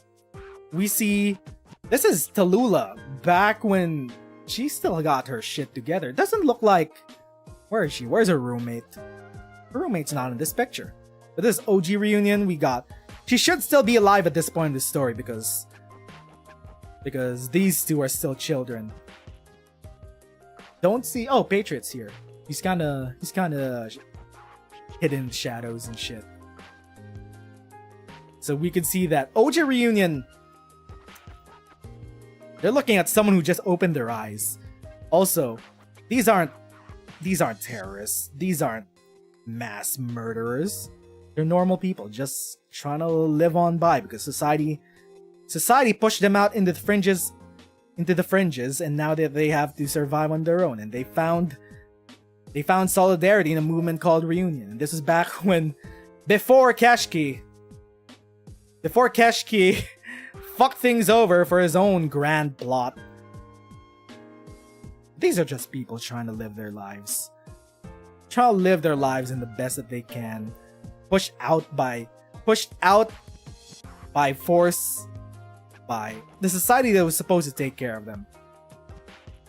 Famously, Arknights is an apolitical video game with no political stance. As Arknights Korea would say, this game has nothing to say about politics.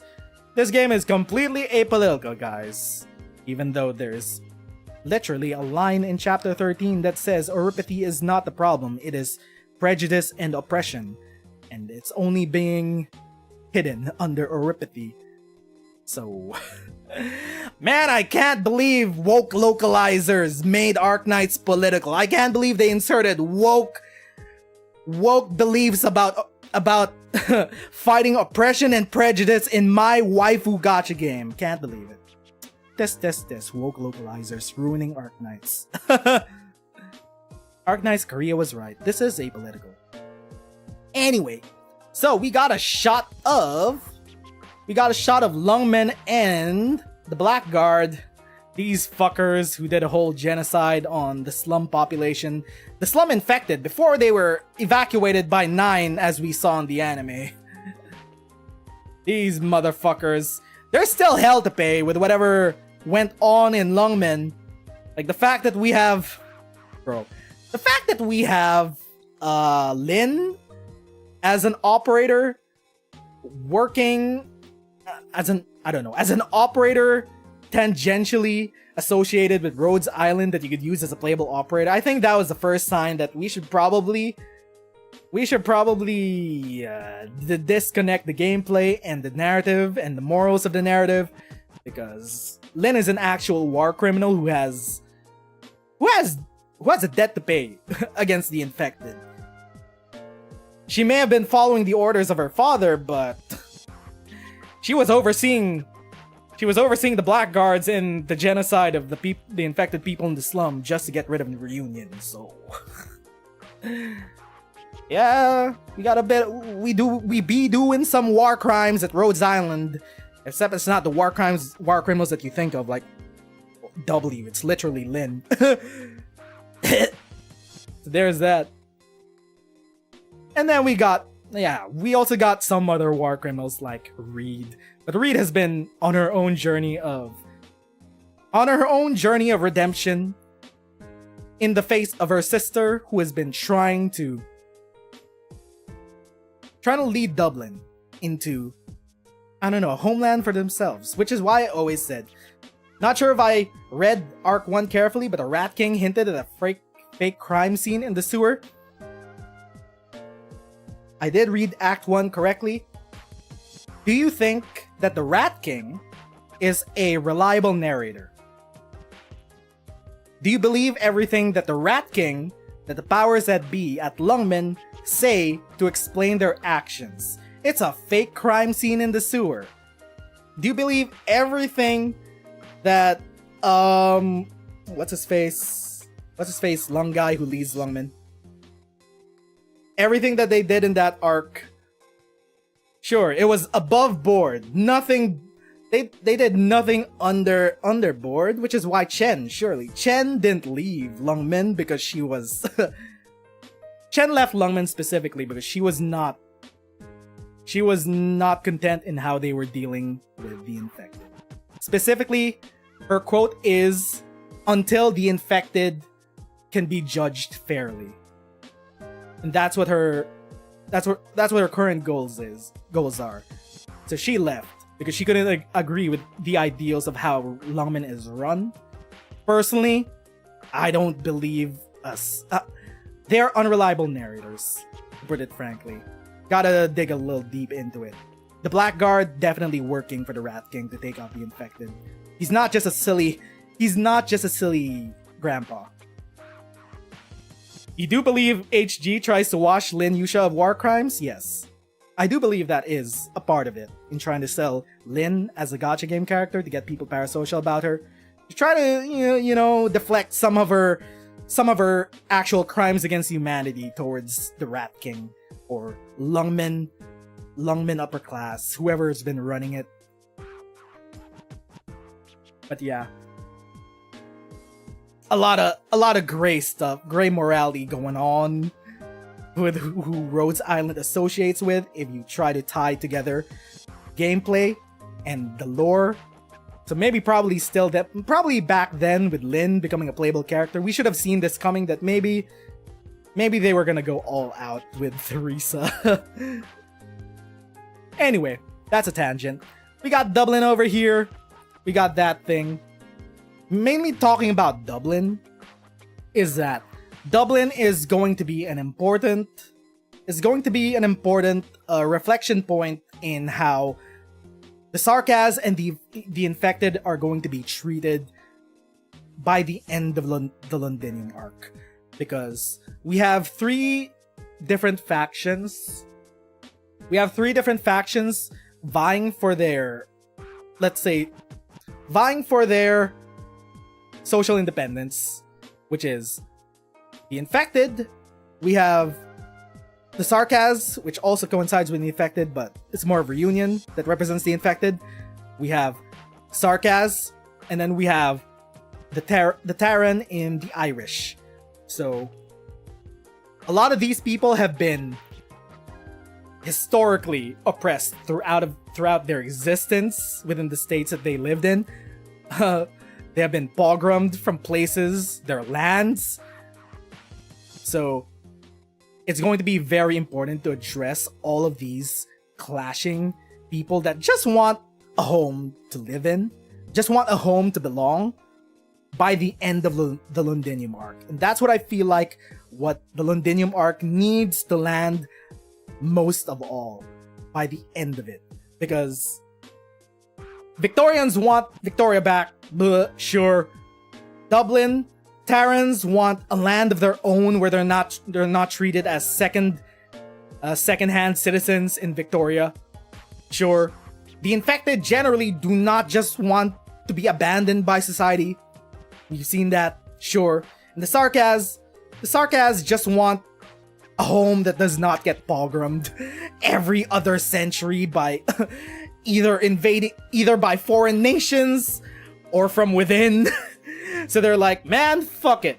We're gonna make a catastrophe weapon and we're just gonna fight the entire world and tell them, don't fuck with us ever again, or we're gonna nuke your battleship with our catastrophe weapon. They're doing some fuckery over there. So everyone just wants a piece of home. It's all understandable from on the ground points of views, but the ideologues at the center of those movements,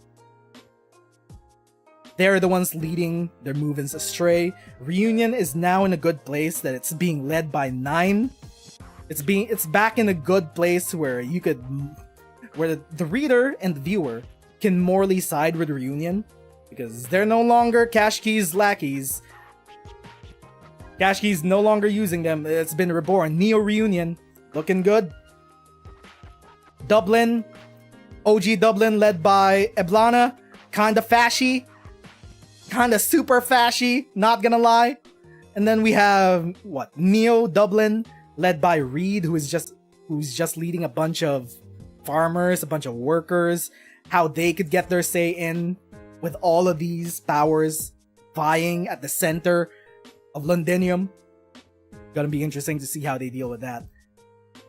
And then we got, the infected, who just over encompass just the global prejudice and oppression people on Terra experience.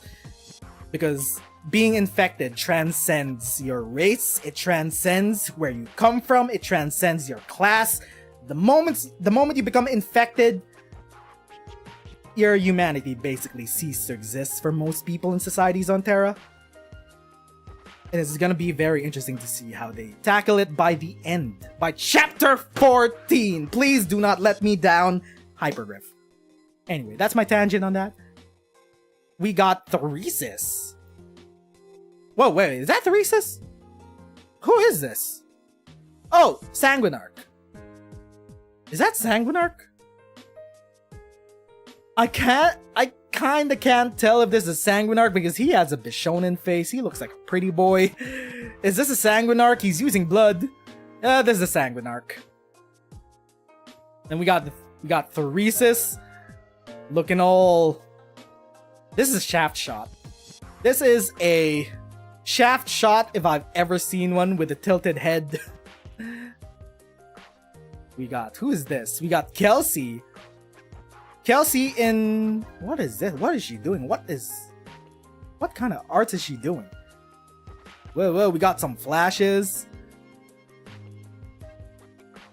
We got these two fuckers.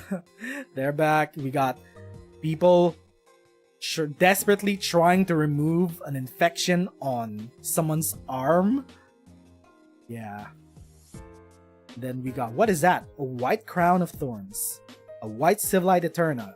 That is Theresa's Civilized Eterna. And then we got Baby Amiya. Before the Crown of Thorns, we got the jacket. Whose jacket is that? Who's taking it off? Priestess? Or Doctor?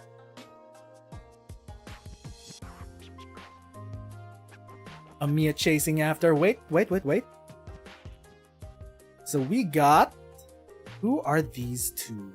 Can I tell them apart? One of them is Red. Red? Have we ever seen a red character? Or is that just the lighting? Maybe it's just the lighting. It's probably still a bunch of these bougie assholes just having their dinner while the rest of Terra suffers. And all of this shit happens. I love the concept of this PV, by the way. We got Ace, we got Scout, we got these two. We got... Is that Guard? Is that Guard? Kinda looks like Guard. Bros, I was blown away when Guard got a face reveal in chapter 13 in this arc. I was like, holy fuck, Guard is still alive, and he got a pretty boy face. Guard got a face reveal in this episode, in this chapter. Which was sick. He's still with Neo Reunion. Mission accomplished. And we gotta cut back to these assholes just making deals. Completely disconnected to all the problems normal people have on Terra. Love the concept of this trailer. Ooh, we got them. We got Misha, Sergey, and Alex. The Skull Shatterer family. One of the very first people that Amiya actually video gamed. Oh my god, we got Enos and Sasha holding hands in front of the Reunion logo, in front of Reunion imagery. Them crying. We got Yeti Squadron looking at the bright, starry sky, probably in the Ursus Icelands, because there's no light pollution there, so you can probably see the sky there. Who is this? This is Tallulah and her roommate. Yep. Oh my god! Why do they have to hit us with the feels? Oh my god. They keep showing us dead characters that we would have liked to be playable, but nope. They had to sacrifice them for the plot. So, all things considered, Mantra is another elite operator granny on Rhodes Island. Please, John Hypergriff Lowlight, make Mantra playable. I want to see Mantra playable. I want her to suffocate me with her thick tail. Huh? Then we got a shot of... Is that Baby Frost Nova? It's Baby Frost Nova. And then we got archers, crossbowmen, Amiya just holding her head while these assholes just celebrate in their... It's disgusting, actually. It's disgusting. This motherfucker, the cause of so much suffering throughout the main story of Arknights, still does, actually. The ghost of his presence still looming over Neo Reunion. This motherfucker, evil snake god looking ass, just enjoying a bunch of wine, just enjoying a bunch of desserts, while the normal people on Terra just fight to survive, suffer, get pushed out into the fringes, get pushed out to die, families torn apart, people ideologically fighting against each other for the same end goal. It's beautiful. Honestly, very beautiful. All this. And then we got Theresa placing the black crown on Amiya as things go on. This is chapter 8 finale. The confrontation between Amiya, Chen, and the Black Snake. Amiya bringing the sword out. The ghost of Theresa giving Amiya the crown of thorns, the Civilized Eterna. And then we are walking towards the future. God damn, why is it these three? Of all the people, of course Chen's there, of course Amiya's there. W? Man, if this doesn't signify that W is the third it girl of Arknights, I don't know what will. There are three main characters in Arknights aside from the Doctor. And it's not Kelsey. It's Chen, W, and Amiya. Doctor and Kelsey are part of the old guard. Chen, Amiya, and W are the new generation. They'll carry things forward. They'll carry these ideals forward. And we got these people faded in the background. I'm guessing these are all the people that passed away and died on Rhodes Island. Who are these? Can I recognize these operators by their shoes? Well, okay. Flowy dress, armored high heels. Gonna guess Reed? Question mark? Big boots. Mercenary looking. I'm gonna guess... Actually, no. This might not be Reed. This might be Reed. White shoes. I don't recognize them by the shoes. We got... Wow, okay. We got Mountain, Rosmontis, Scotty. Who is this? Is that W wearing her cloak? This is... Who is... This is Chongyue. We got Mudrock, we got Texas, we got Saria. Still kind of don't know who this is. Who wears a cloak aside from W most of the time? Whatever. And then we got... Oh, we got statues of the Sarkaz Kings. Oh. Okay. So we got... We got the Sanguinarch. I'm guessing this is the Sanguinarch. This is the Nezeru King. This is Damatsi. This is... It looks like... Looks like the Sea Knight. I'm definitely sure it's not the Sea Knight. Who is this? Does look like a Sea Knight. We got Theresis. We got Theresa. This looks like... Is that the Gargoyle King? Is that Mudrock's family? I don't know. I don't know who these two are. Maybe there's... No, that's not the Banshee. Banshees are mostly women. Maybe there's a Banshee. Or maybe this might be a Confessarius. And then we got Patriot. We got Ace, Scout. Oh my god, I can't believe I forgot her name. These are all the people that passed away. We got Misha, Frostnova, Allerdale. That is Allerdale, right? I don't know. I don't know if that's Allerdale or not. And I don't know why she would be here specifically. There's one of the Yeti Squadron dudes. Another Yeti Squadron dude over here. This guy... Who is this guy? Because I'm pretty sure Guard is alive. So who is this guy? Another Guard?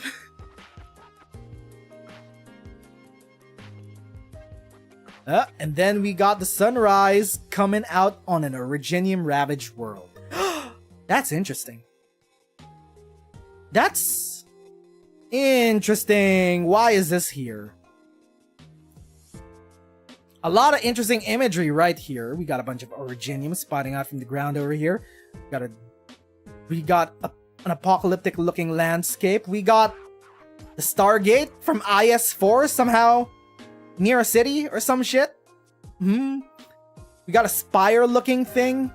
I don't know if this is a spire from the Londinium arc.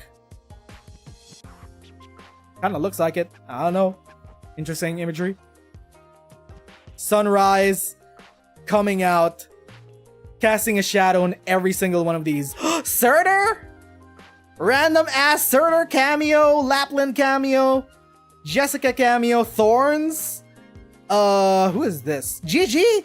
GG cameo. Angelina, Silver Ash. Casting a shadow on Rhodes Island. Creating all of these names. And then Doctor at the forefront, staring back at the Rhodes Island shadow. Beautiful trailer, beautiful song, beautiful imagery. I love the concept of this trailer. So, aside from that, we still got a bit more to react to. We still got a bit more. What else is there? That was the commemorative special animation. Then we got PV4, which was... Jesus Christ, it was the stinger for the entire event. It basically teased everything to come in the future of Arknights, because me feels like they're about to end Londinium arc with chapter 14. And PV4 is just... Well, here you go. This is all the wild shit we have planned for the future of this franchise. Before Enfield. Here we go. Oh my god, PV4 is wilding out. Okay. So I'm gonna just adjust this. I'm gonna take a sip of water. Hydration break, friendos. I'm gonna take a sip of water. Okay.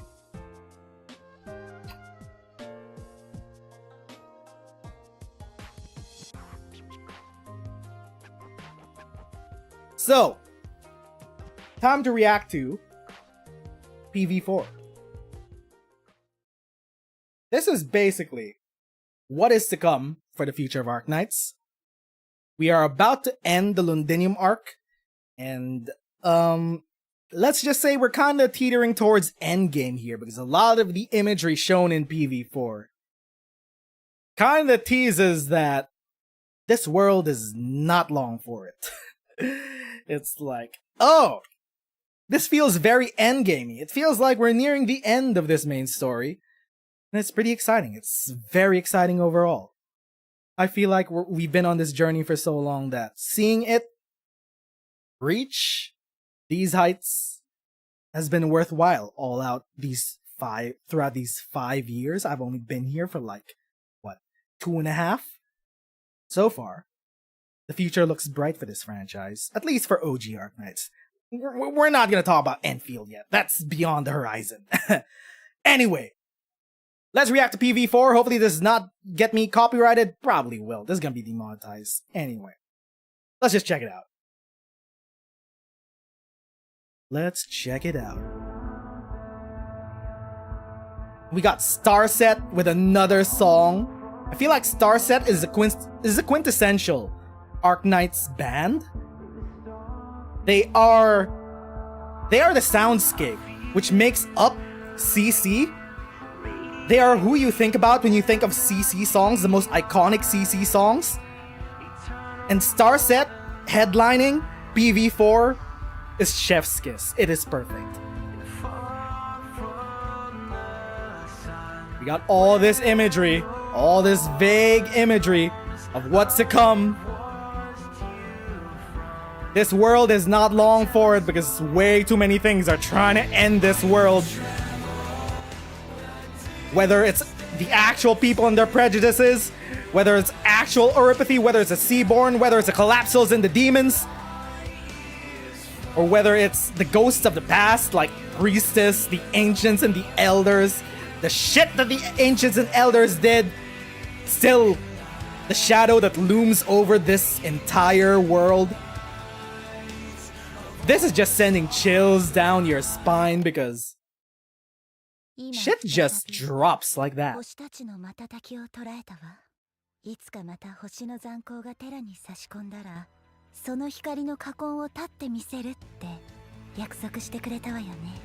This is Priestess.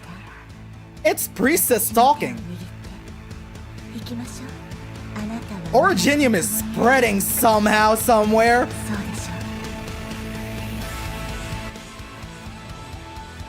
We got some numbers heading down to 0. We got Kelsey in a cloak. We got Kelsey in an embryo-looking thing. We got... What the fuck was that?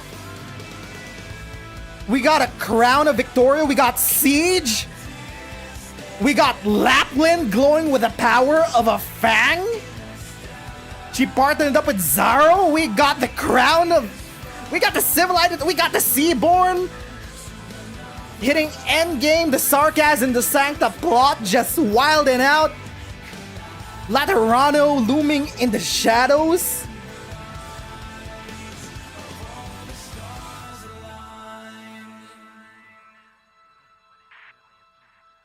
The future is both bright and bleak for Arknights as a world. It's bright for Arknights as a franchise. Doesn't look too good for Arknights as a world. So there's a bunch of lines here which we will get to when we run this back. Things are not looking good. We got, who is that standing in the corner? Kinda looks like Mantra because she has a long tail. Something is being built. Something facing the stars, facing the sky. Bro, is this Lone Trail 2? Electric Boogaloo? This is fucking Lone Trail 2 Electric Boogaloo. Sights are now facing the stars. We got the Stargate. We got post-apocalyptic imagery. We got a space whale.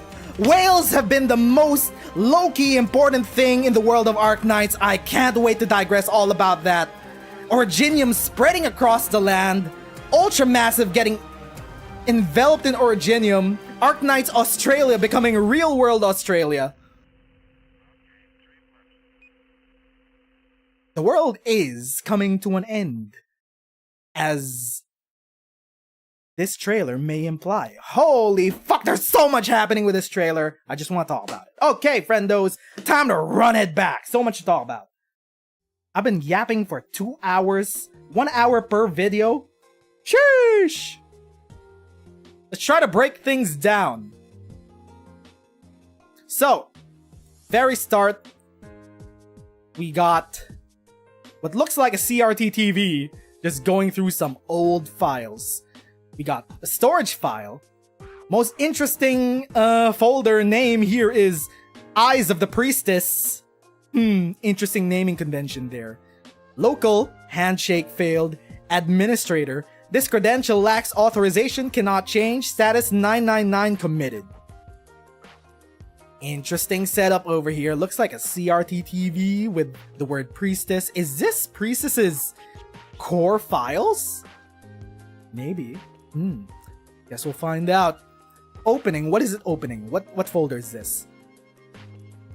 Boz X list? Bozzy list something? We're opening a file. Protected content. Signal interrupted.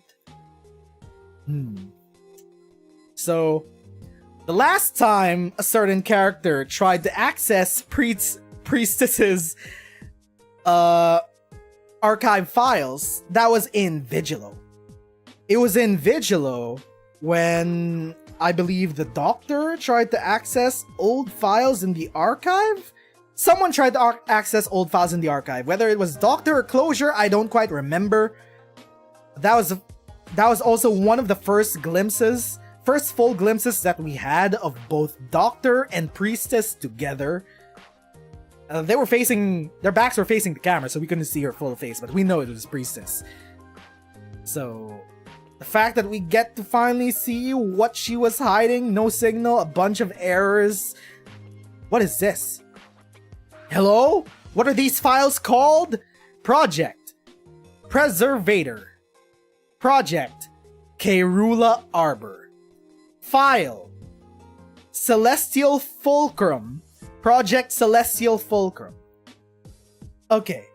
I don't know how much of a spoiler this is for most people, but I haven't quite read too much into it itself in the actual game, but I've been listening with the other lore masters in the community of the talk about the ancients and elders and shit.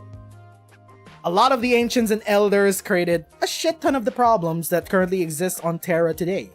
So, the Preservator could imply to the creation of Originium, because Originium was...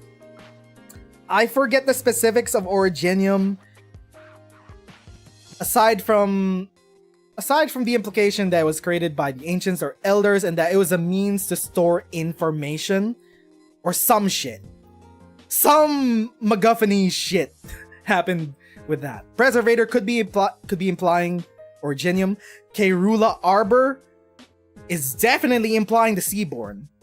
And I believe the Seaborn are supposed to be like a self-replicating form of artificial intelligence that the elders or ancients made.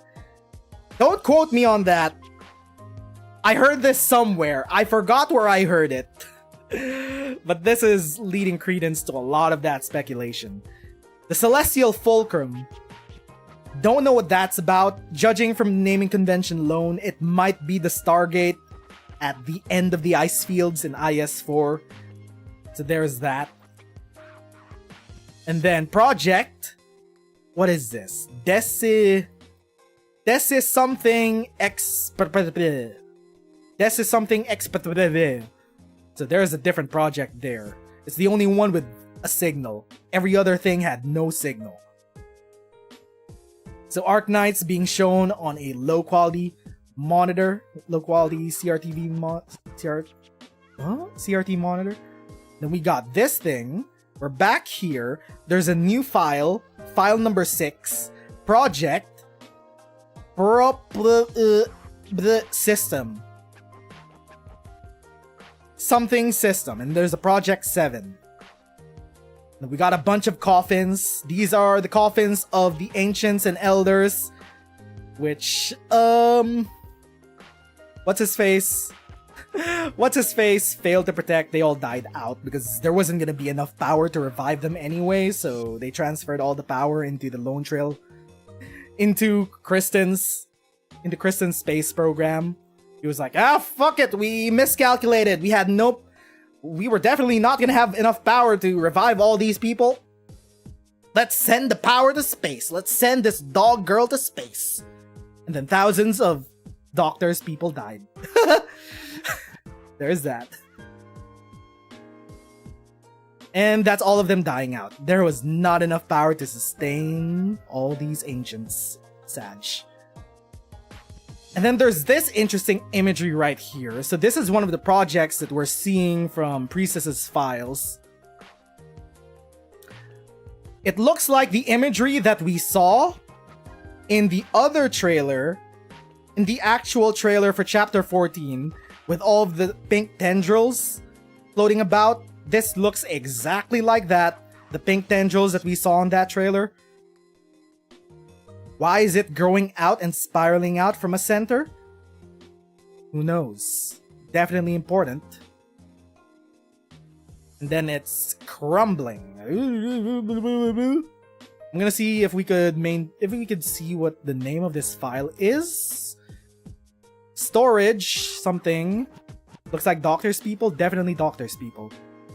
They were video gamed by what's his face? I forgot the name of that robot. Tristan, yeah. Yeah. There's that. He couldn't live with the consequences of his actions, letting a whole civilization of people die out. So he was like, please video game me, or at least erase my memories so I could become a new person. And then Holiak sucked him out of his coffin, and now he's a robot. Somehow he made his way to Rhodes Island. He's a robot. He's a new person robot-ish.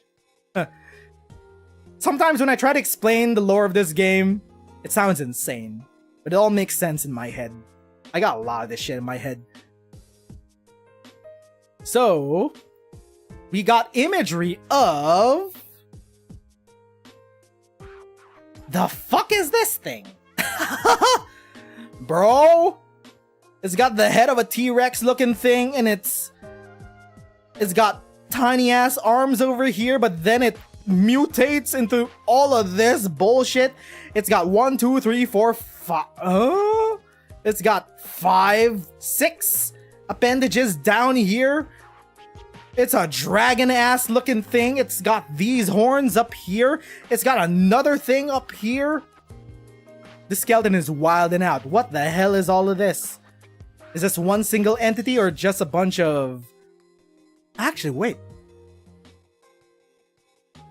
It's a bunch of different skeletons overlaid on top of each other. I've seen the skeleton before. I'm about to lose my shit about whales again, chat. Whales. Fucking whales! Whales are the most... This is my hottest take. Whales are the most important, low-key important thing in Arknights lore, which still has not been explained. The fact that we're getting a giant magic arcane space whale in chapter 13. The fact that Rhodes Island is... The fact that Rhodes Island in the base menu, you could see the skeleton of one of these horned whales. And as we go later on into this trailer, we're gonna see more of these flying ass whales. The fact that there is a skeleton of one of those horned whales in Reed's alternate skin. And the whole issue with the oceans of Terra have more or less been subsumed by the Seaborn. So the question of how are there even whales that exist in this fantasy world to begin with is a huge mystery. Unless, of course, they don't live in the sea. As we're gonna see in chapter 13 and later on in this video, them whales be flying. These whales are flying. They're not in the sea. That's how they didn't get eaten up by the Seaborn. They're flying. These flying ass whales. So we got an image of this statue holding... What is this statue holding? It is holding what looks to be a baby with a long ass tail. Interesting. And then we got a bunch of vague imagery all on a holographic whiteboard. A lot of numbers, which might mean something or might not be something. Whales are the final enemy? Maybe. Bunch of scribbles on the whiteboard, can't really tell too much from this image. And then we transition into the Sea of Terra. The sea. Very important. And then we have this money shot. That is Priestess standing over what seems to be a sarcophagus. What is implied to be the sarcophagus of our dear doctor. So there's Priestess. She got them glasses on. I think this is the first time we've seen her with glasses. Why is the glasses glitching out? Don't know. Not quite too sure. Could be an error in the storage device that we're viewing this from. It is a CRT TV that we're viewing this from. A lot of glitches in the system. That's a sarcophagus. That is definitely a sarcophagus. That is Priestess saying goodbye to us, shoving us into the actual coffin. This is the passage of eternity, probably. Time goes by, losing the face of the person that we once knew, losing our memories. We're getting glimpses of Amiya bringing us out of the coffin. And then there are a few images here of Amiya in a cloak. First time we've seen an image reminiscent of that. Kind of looks very apocalypse-y, if you catch my drift. Amiya in a cloak. Maybe you were reading too much into this. But that's the fun of speculating, right? So this is when the trailer drops.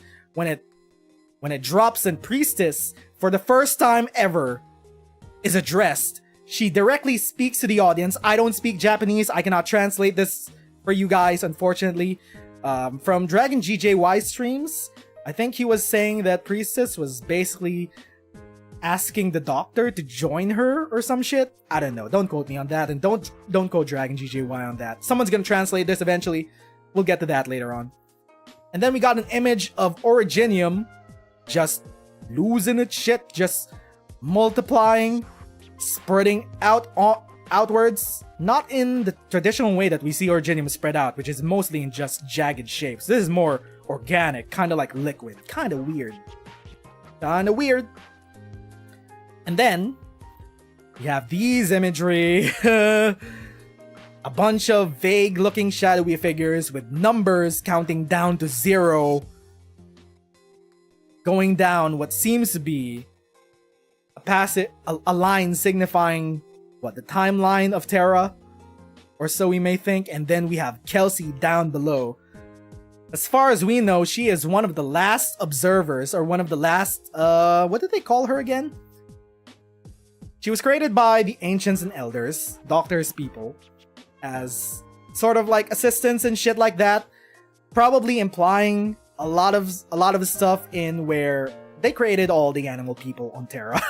Probably, maybe. That's what leads to the creation of the animal people on Terra. Why everyone has 4 ears. 2 human ears and 2 animal ears, more or less. I don't know. Some people have just 2 animal ears. It's pretty inconsistent so far. It's one of the more identifiable things about Arknights. Is like, you see an animal, you see a furry character with 4 ears, probably an Arknights character. So we got Kelsey here, who's wearing her black cloak. Last time we've seen her in the black cloak, it was when she was a war general for the Sarkaz army. She once fought for the Sarkaz, and then she fought against the Sarkaz, and then brought the Sarkaz down. Her history is so convoluted, there is so much to talk about Kelsey. But yeah, she's one of the last remaining ties we have to the actual oldest civilization on Terra. The fact that they put her in this fetal position, kind of like an embryo, pretty telling of her creation way back when. We have not seen this kind of tech imagery so far in most societies on Terra. I think the closest we could compare this to is probably Aegir technology, because it's kind of alien-y and shit. But this, we have not seen this specific aesthetic of technology anywhere throughout. Hey yo, what's up Odoron? How's it going? We have been talking about lore reveals and shit for the past 2 hours. We're on PV4 talking about this trailer for the future of Arknights. Things are wilding out. Kelsey in this fetal position. And then we're gonna get a quick glimpse of something mind-blowing. Where is it? Where is it?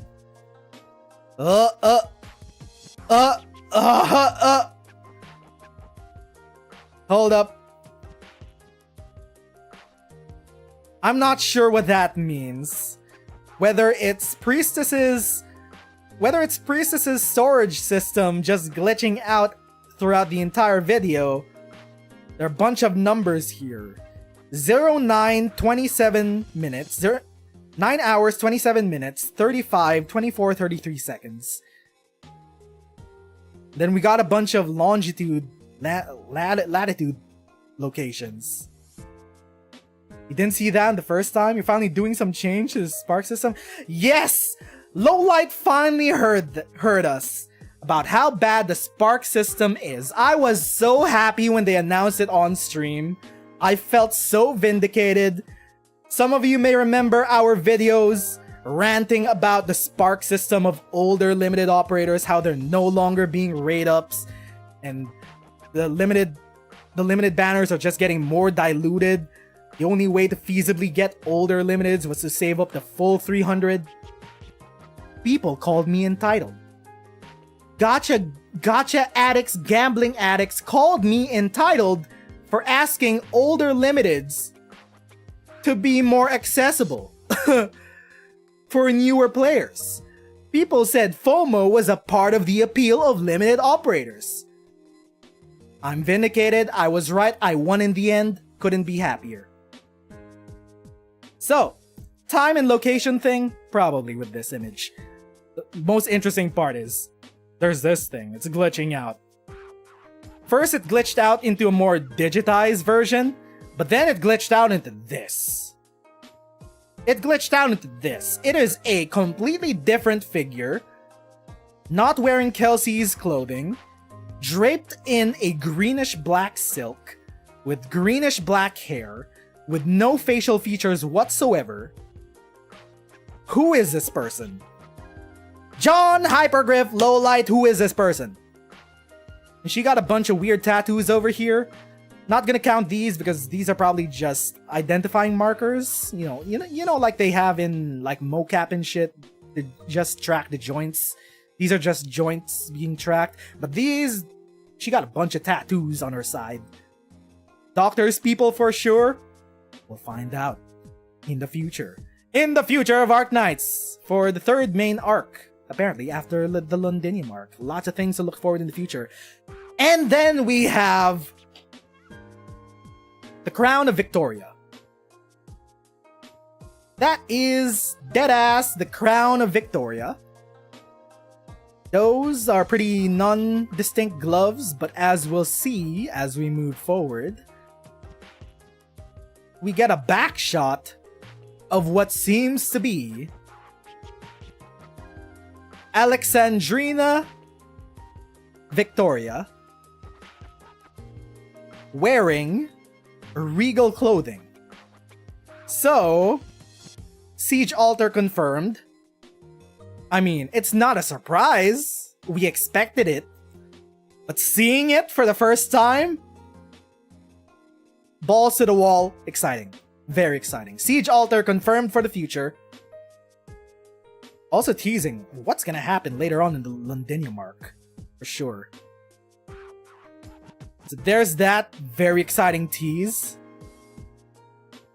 The most interesting part about this is that she is walking away from the crown.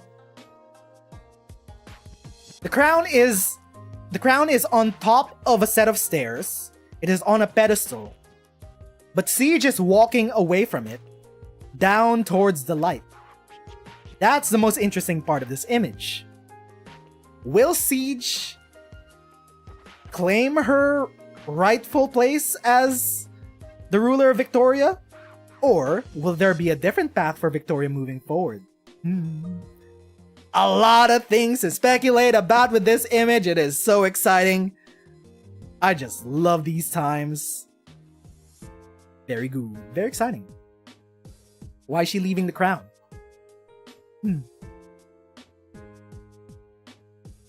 That's a better picture of Siege. If it wasn't already confirmed, we can see her ears right there.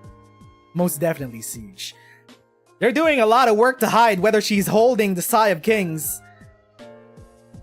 I still haven't finished chapter 13, but they're doing a lot of work to hide whether she gives up the sword or not. The Sword of Victoria, the Sigh of Kings, supposedly has the power to cut through a catastrophe.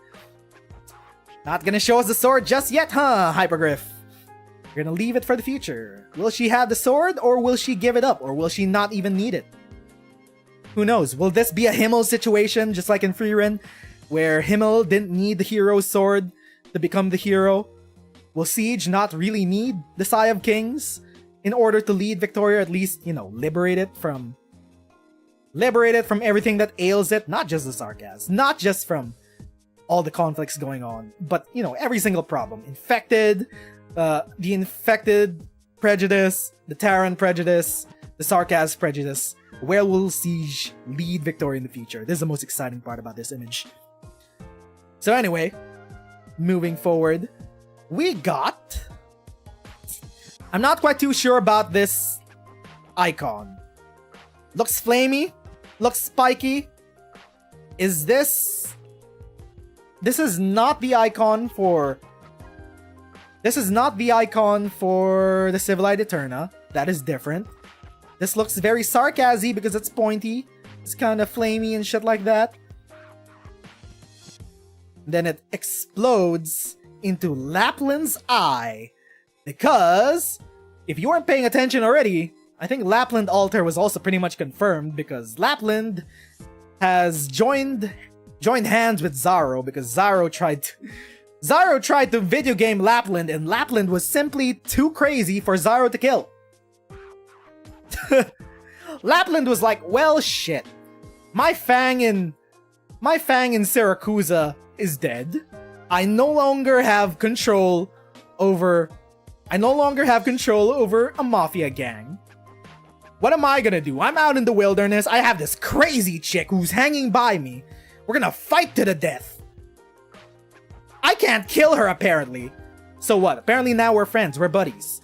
So, Lapland, whether she's gonna be Zaro's new Fang, or whether she's gonna ascend beyond being a Fang, beyond their petty games, as the Wolf Lords, Wolf Lords, they have, each of them has has a representative in humanity they call a Fang, and then they fight their petty game of squabbles. They try to kill each other's Fangs. Whether Lapland is gonna join the Fang plotline or whether she's gonna be above it, we'll see. But Lapland Alter, confirmed, exciting progression for her character moving forward in the future. All good, all great. It's been teased since the end of IS. Lappy! Bro, Lappy was just too crazy to kill. And Zaro just decided, fuck it, I'm just gonna hang out with this chick. Zaro had no one left at his side. He only had the crazy chick. That's it. And then we have, who is this? I didn't quite catch this during the actual stream. Who is this? Whoa, whoa, whoa, whoa. That was just a minor... Huh. Interesting outfit. Who could this be? The ears make me think that it might be a rat girl. Just like, what's her face? Pink-haired rat who's always thirsty and shit. Also, Dorothy is also a rat. She might be a rat girl. Looks like she has dark hair. She has a big poofy jacket with a bunch of keep out signs. Don't know. A character we seem to have no knowledge of as of the moment. Tease for a new character in the future. And then we have this character. Let's move forward. This character... The background is very Laterano. That's for sure. The ears are not Laterano. I don't know. The ears could go two ways. Either it's some sort of fox girl or it's a Liberi, because Liberis have plumes that could, be like this. They could have feathery plumes on their head. I'm pretty sure Silence also has feathery plumes like this on her head as bird ears. Even Perlica from Enfield also has feathery plumes like this that look like ears, but they're actually bird girl ears. So since there's Laterano behind her, I'm leaning towards the fact that she might be Liberi, because a lot of Liberi live in Laterano. Who knows? It might not even be a she. It might be a dude. Or non-binary Galar pal. Could be anyone. I'm pretty sure this might be a Liberi. The Laterano arc is still incomplete. There's still a lot to do with the Laterano arc, because where we left off is Executor got turned into a saint by the law. We got the reveal that the law is a big ass mecha god looking thing down in the pits of Laterano, deciding people's fates, being angels and shit. Why Executor got turned into a saint hasn't been fully explored yet. So there's still a lot to do with the Laterano and Sarkaz stuff. We got this character who is apparently holding what is that, a reverse scythe? Looks like a vampire? Kinda does look like a vampire. I'm getting blinded by this. It's like an Enfield loading screen all over again. So there's... Oh! She got a bat! She got a bat with a bow tie! Look at him! Look at this guy. He got a tiny little bow tie. So she's a vampire. She's a Sarkaz. She's a vampire. At least that's something we could glean. Red gloves. Have red gloves been relevant anytime in the story regarding any vampires? Not quite too sure. But yeah, she's a vampire. Someone's in her background carrying some sort of armament with chains attached to it. Interesting tease. Is that... I was about to say, is that Logos? But we already got Logos. And this is a tease for the future. So this is probably a new character.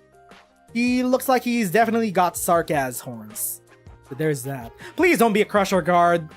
Dear God. This big ass weapon. Don't be a Crusher Guard. You're gonna be so irrelevant. Bro, fix the Crusher Guards. Give them a module so that they take, I don't know, less damage. Give them damage reduction or some shit. Yeah. And then, another big image, we have a cloaked figure in the center in front of a big ass tower with a bunch of originium surrounding them. The silhouette looks very feminine, so maybe. Looks like they have two spiky looking things coming out from their sides. I'm gonna speculate that they might be a bunny, just like Amiya, and that their hood is just pushing their ears down. Maybe they are a bunny, because we've seen Kotex characters, bunny characters, with push down ears in Aerscape. Aerscape is a bunny boy, he has push down ears. You can see it in his art.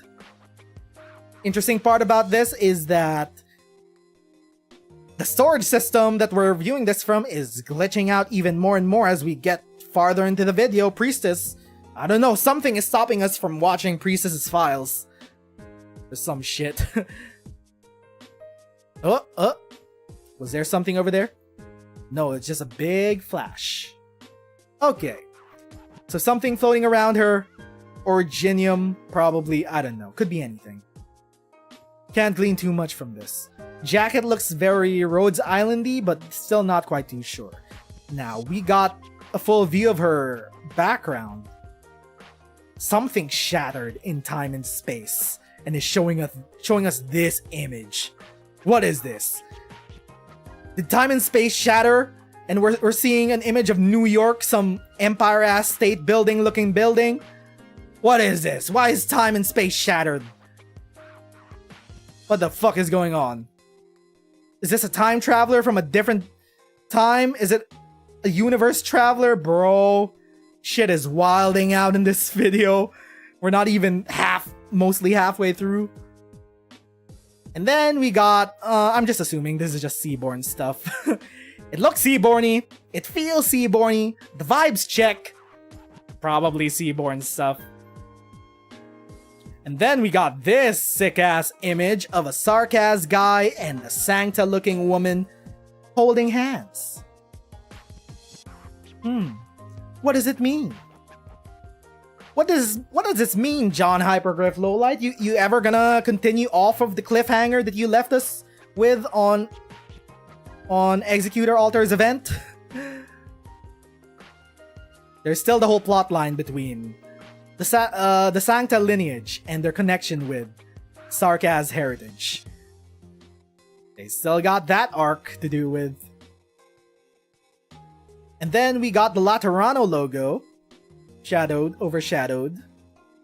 And then we got more monitors, which is turning into a bunch of shapes, symmetrical shapes.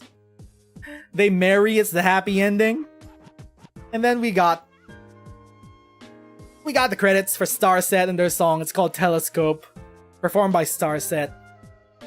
Goddamn, this video was wild, but it's not over.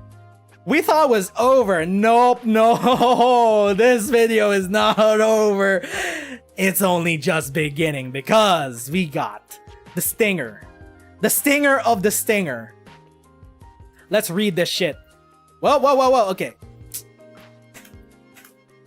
The ark fell. Its immolated carcass plunged through the chasm of the blank. That was way too fast. There's an ark. Wait.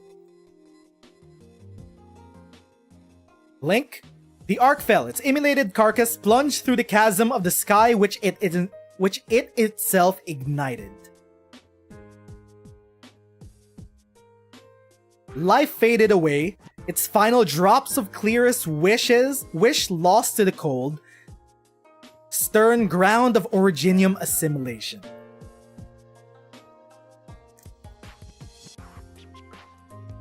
I was to be their witness, and I reject it with no hesitation. A conduit for the future should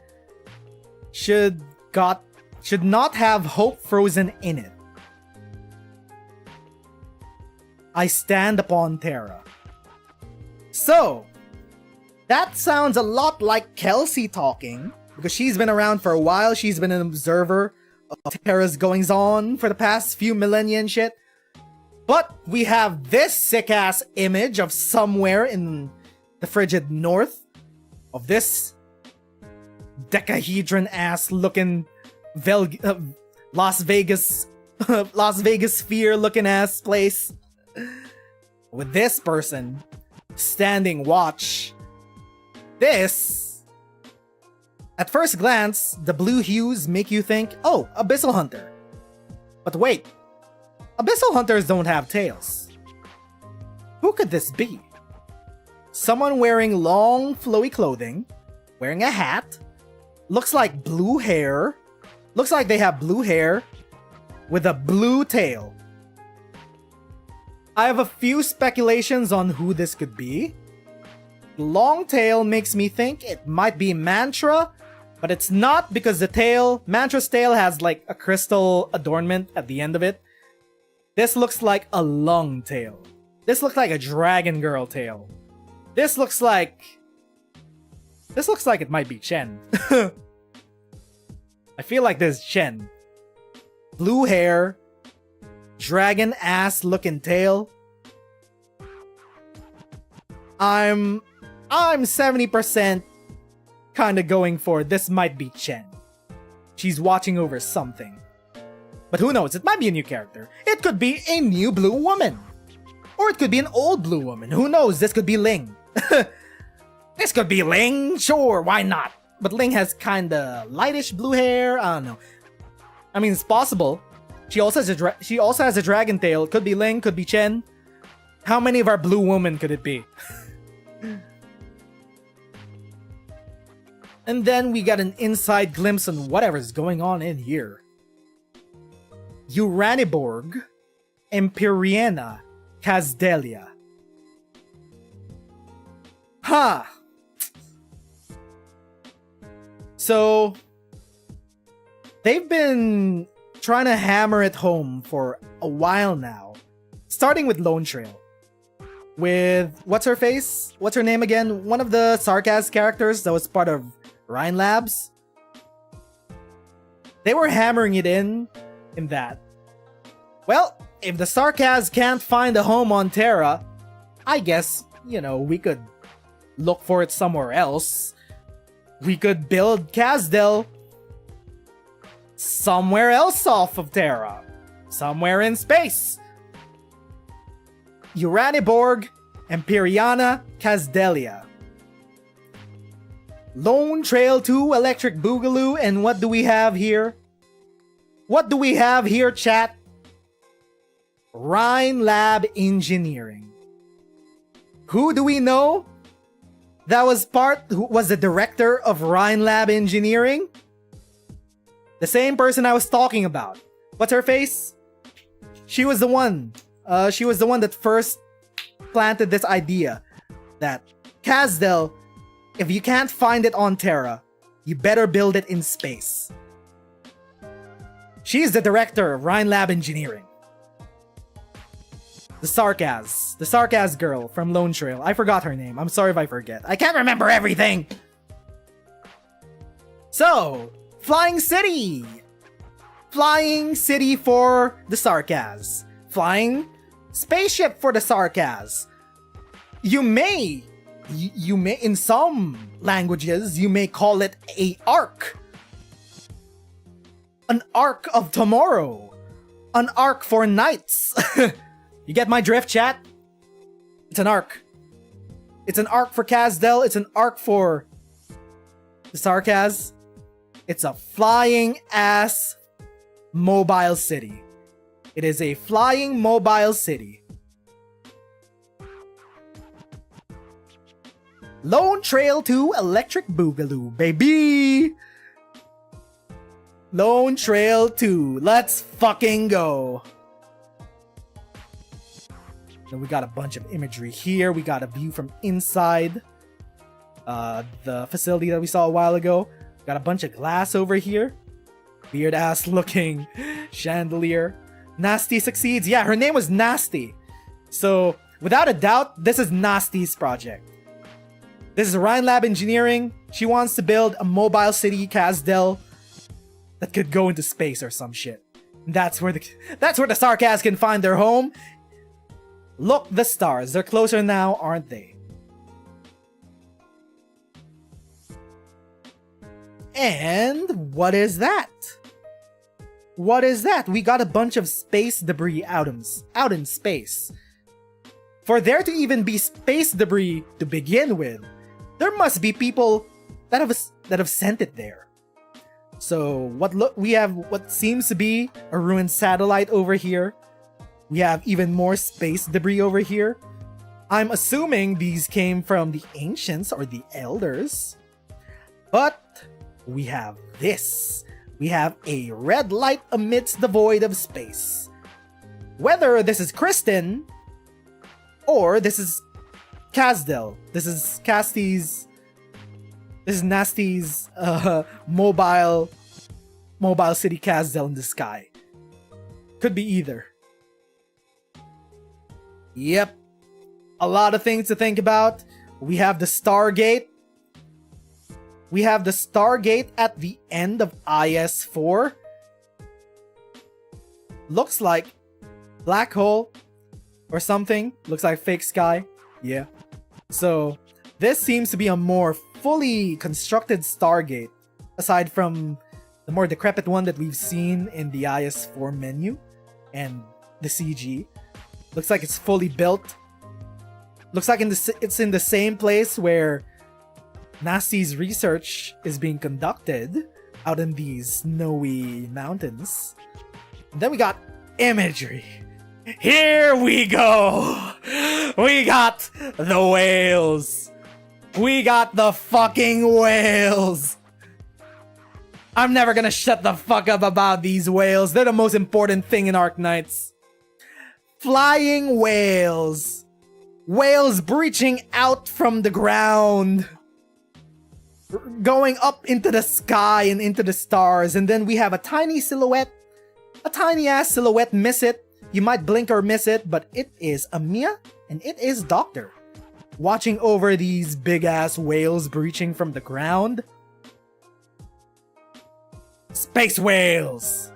Now, my speculation is that because they discovered Rhodes Island in Rim Billiton, and Rhodes Island has always been loosely, vaguely connected to these space whales for some reason because of the skeleton that we see in the base menu. I feel like Rhodes Island was built around the skeleton of a magic space whale. And all these space whales are coming out of Rim Billiton for some reason. We haven't seen many of them throughout the entire story. They've been pretty sparse. The only flying space whale we've seen was a bone whale in chapter 13. But these ones seem alive. And then we got Amiya and the Doctor with a bunch of people, bunch of cloaked people, watching over the sky whales flying above. And then we got the money shot of Originium sprawling across the land, just spouting catastrophes as they go. Originium this is Rim Billiton. That's the Rim Billiton logo. The Ultramassive is the capital of Rim Billiton, and it is just swarming with Originium.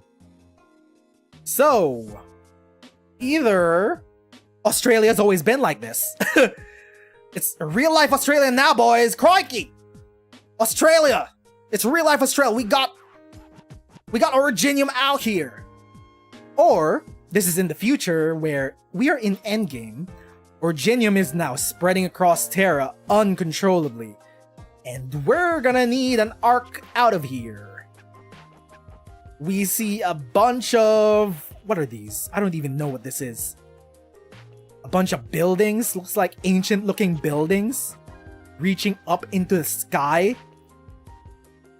Then we got an image of this person.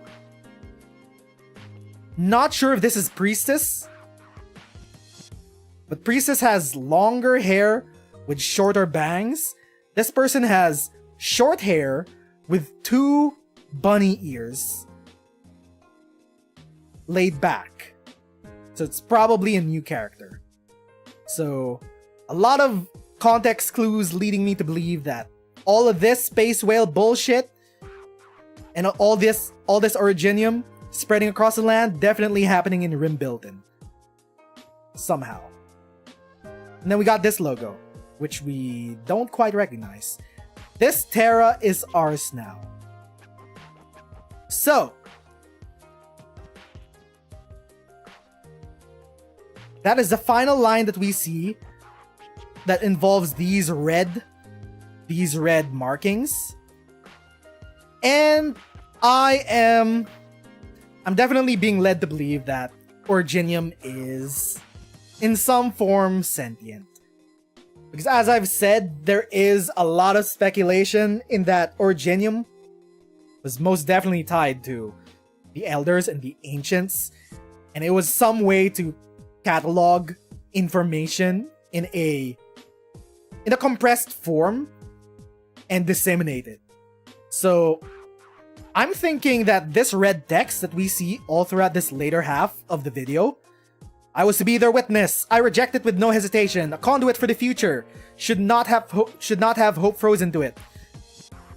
I feel like that's the Originium talking to us. I feel like that's the Originium talking about the information that's gathered, about the sites that it's seen, about the historical events going on Terra, and it's gained sentience or some shit. And it's suddenly decided, okay, my time now. I'm gonna spread across the land. This is my land now. Originium, all across the land.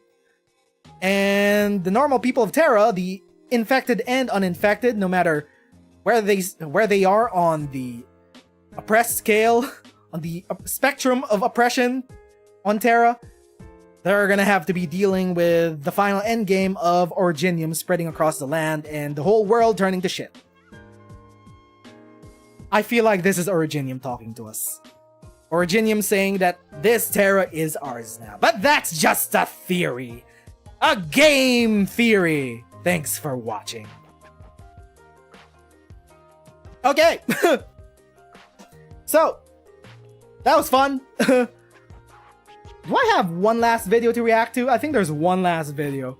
But it's the CG trailer. It's the big CG trailer that they showed off. The Dagger's Inheritors. It is the 3D animation. Okay, so I'm gonna turn this down. Blah blah blah. Blah blah. Oh. Okay.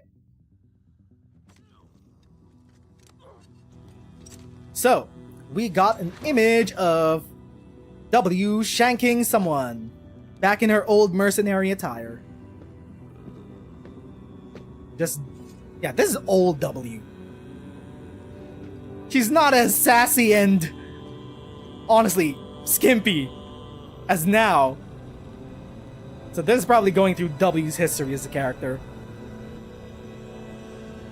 That's when she picked up her name, W. She picked up her name from a dead sarcasm mercenary.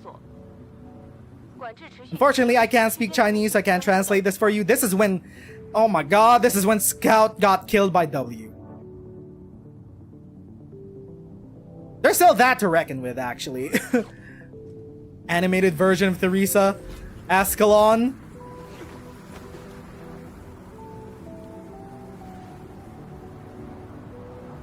And there's Theresa again.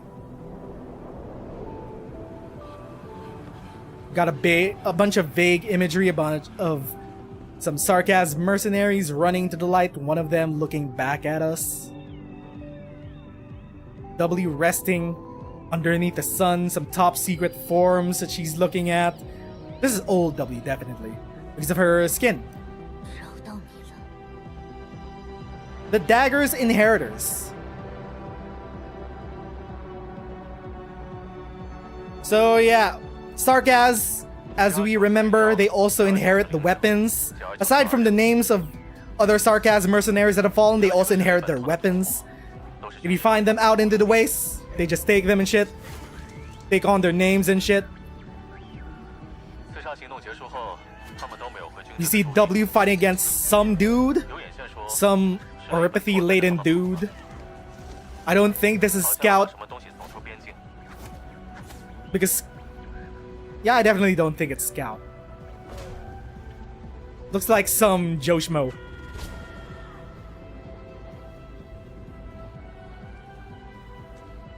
He got murked, he got video gamed by W. In Minecraft. Was that how she took her name? Was this a specific guy? Was this the original W? Was that how she got her name? I guess that's it. She took the call sign. So that might be the original W.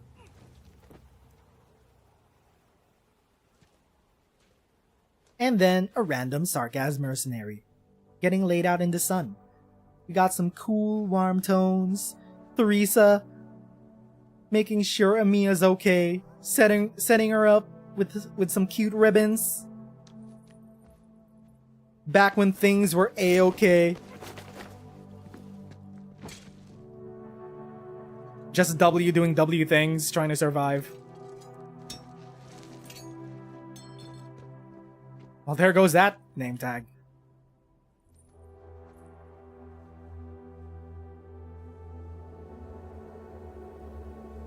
Man, I mean, they're really tying in W's story with Theresa's story. So hard.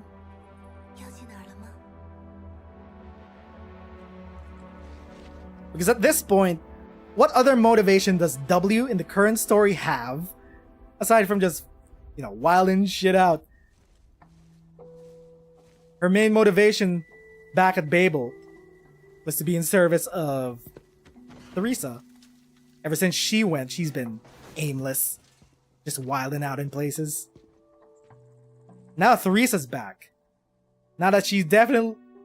I don't know about definitely. I'm not that far too into chapter 13, but she caught a glimpse of Theresa. Kinda fucked with her head. So this is a reckoning that is coming soon. W facing a ghost of her own past, Theresa.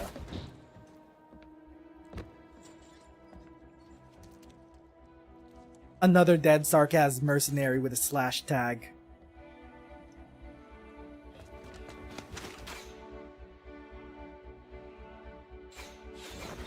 Trying to figure out what happened here, the scene of the crime. Just walking through.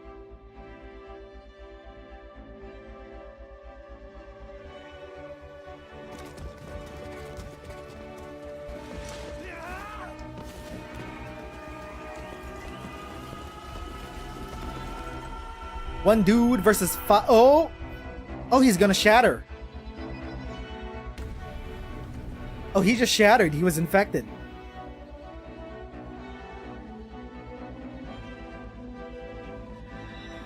Bunch of blood leading to a shadowy room. What is that? What do you see, W? Why is the music crescendoing? It's getting tenser and tenser. What are you holding?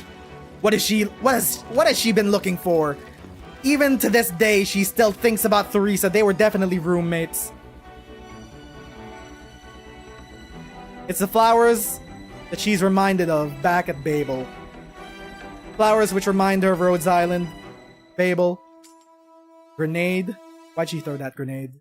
Kaboom. Huh?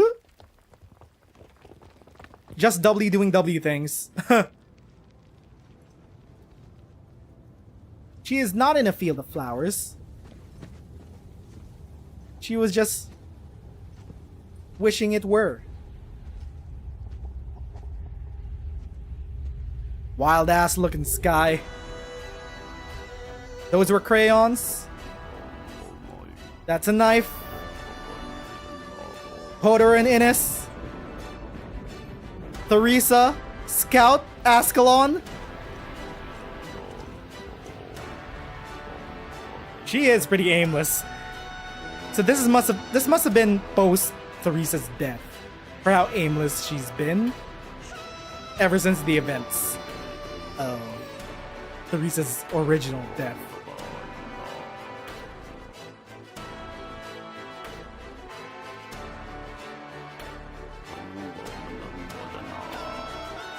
Loss of innocence.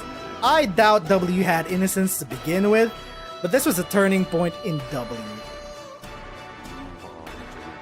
I think she genuinely found someone that she truly cared about. Whether you could subtextually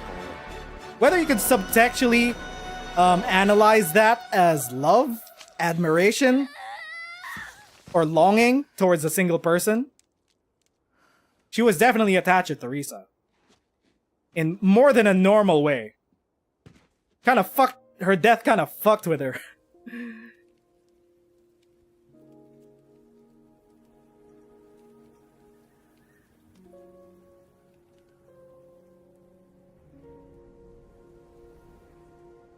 Ooh, purple clouds. Where have I seen purple clouds before?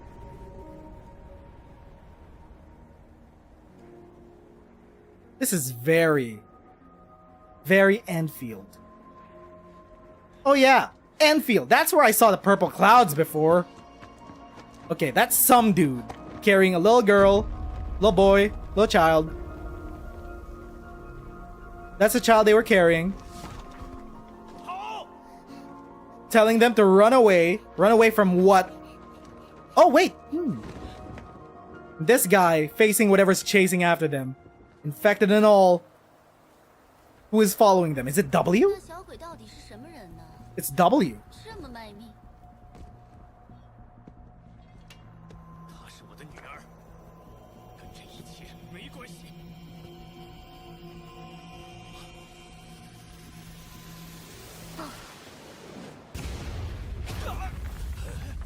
Huh. Is this the first time that we've seen W use explosives with a mix of arts like that? Because most of the time, we just assume that W uses analog explosives. That was an originium bomb. Sick-ass choreography. Okay, so this guy has floaty powers, floaty telekinetic powers. Meanwhile, we know W does not have floaty telekinetic powers, but apparently W Alter carries around her weapons like that. So, is she gonna steal this guy's powers? Because W Alter has floating weapons and shit, reminiscent of this guy's powers. She's using arts! Okay, that is straight up using long-range explosive arts. She's falling, using arts from afar like that?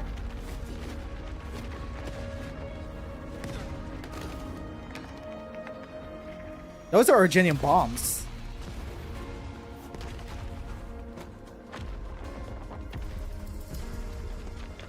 You're just falling deeper and deeper into this Enfield-ass looking pit. Why are they even fighting? Why was she hunting this one guy down? Him and his child. Why is she getting one guy?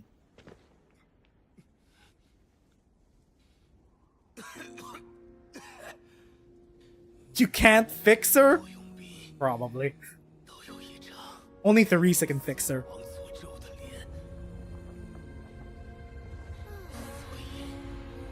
If only I could speak Chinese and tell you what they're saying right now. I can't!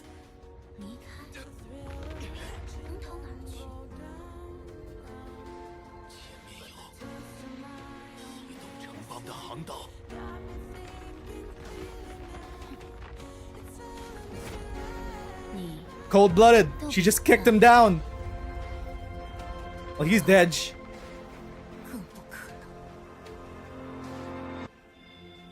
So that's a tiny child. I'm assuming that that child was one of the mysterious new characters that we saw in the last video.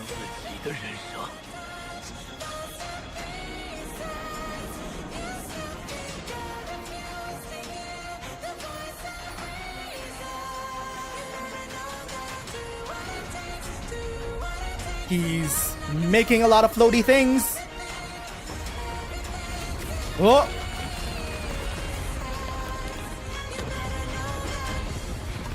Okay! Oh my god! We're still going!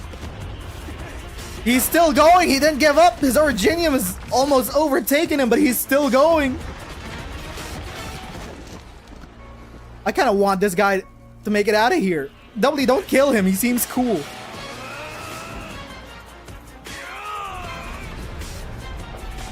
What the fuck? Okay, those are the exact... That's the exact same aesthetic, power-looking thing that W Alter has, for sure.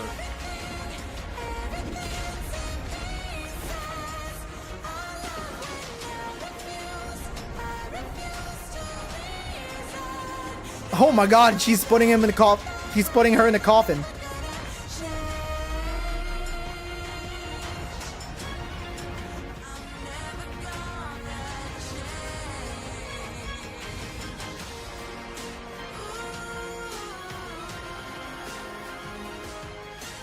Yeah, that is arts. Wow, okay, she could turn anything to a bomb. She's just pumping energy into shit and then she's turning them into bombs. This is One Piece. She's turning. She's ascended. She's turning her surroundings into bombs.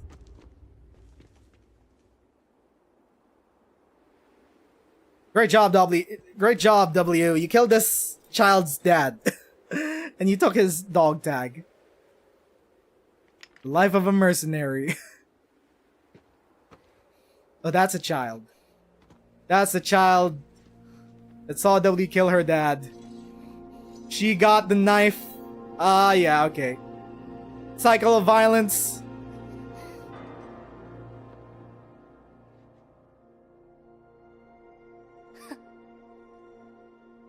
Okay, okay. So, for sure, this happened in the past because she was wearing her mercenary outfit. Her alternate skin mercenary outfit. It happened in the past, so this girl is probably gonna be relevant in the future. Now we're back to present time to W Alter. She's a bit more scarred up now. She's using the same telekinetic ass powers the dude was using. Wait, nope, different. What the fuck is this? Oh, that's a Mia. And the world... I'm not gonna say the world turned apocalyptic. I'm gonna say that's Australia. That's Rim Bilton. Australia's always been apocalyptic. I don't know. So much shit to talk about. So yeah, I'm guessing, just a tiny guess, this girl, this girl's probably gonna be grown up by the time we get to present day. She's probably gonna be one of the mysterious characters that we saw in the last video, in the last stinger, for the future of Arknights. Cycle of Vengeance. W has some reckonings that she has to deal with for all the death and destruction that she's wrought as a mercenary.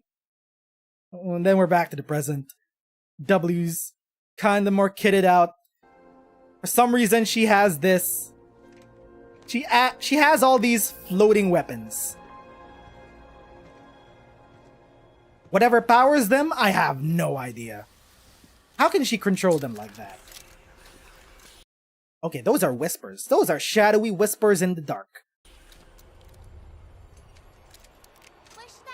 Are her weapons alive?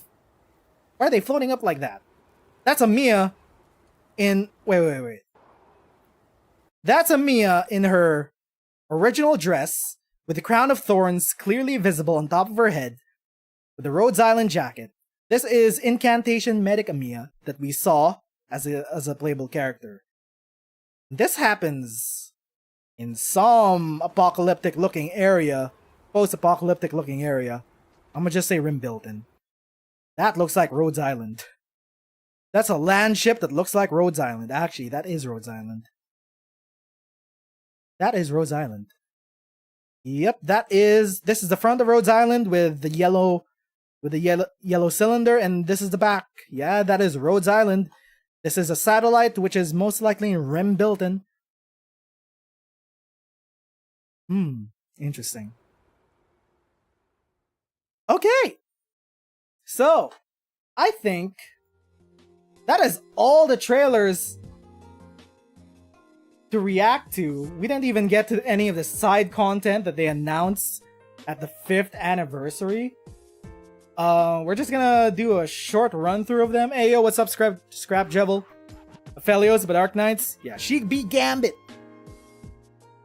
Yeah. I'm happy that they're doing 200 sparks for older limiteds now. I am vindicated. The co-op mode seems fun. It's gonna be a limited time event. Not too miffed about the PvP, since it's gonna be gone before we even get enough time to sink our teeth into it.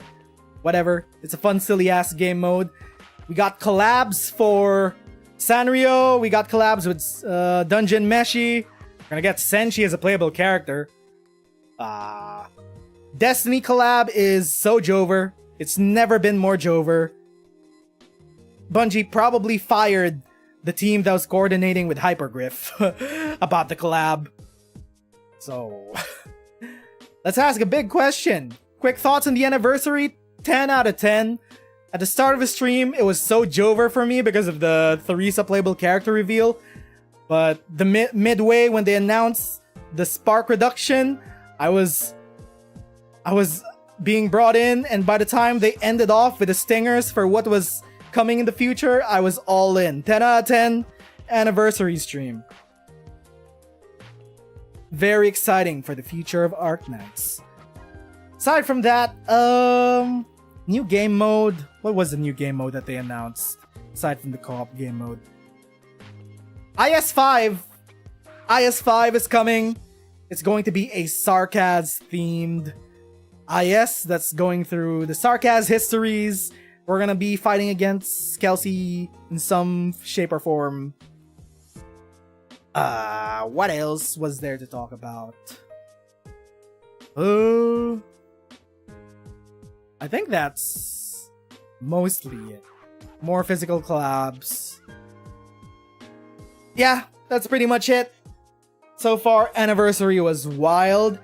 Can't wait though for Arturia to come out on Tuesday. I'm gonna be pulling until I hit Spectre Altar, unless I'm gonna spark her. Surely. I'm ready. I'm ready. I got my Orundum. I got my 300 spark. I am ready. Sure. You're gonna fleece 300 sparks from me, John Hypergriff Lowlight, before the update.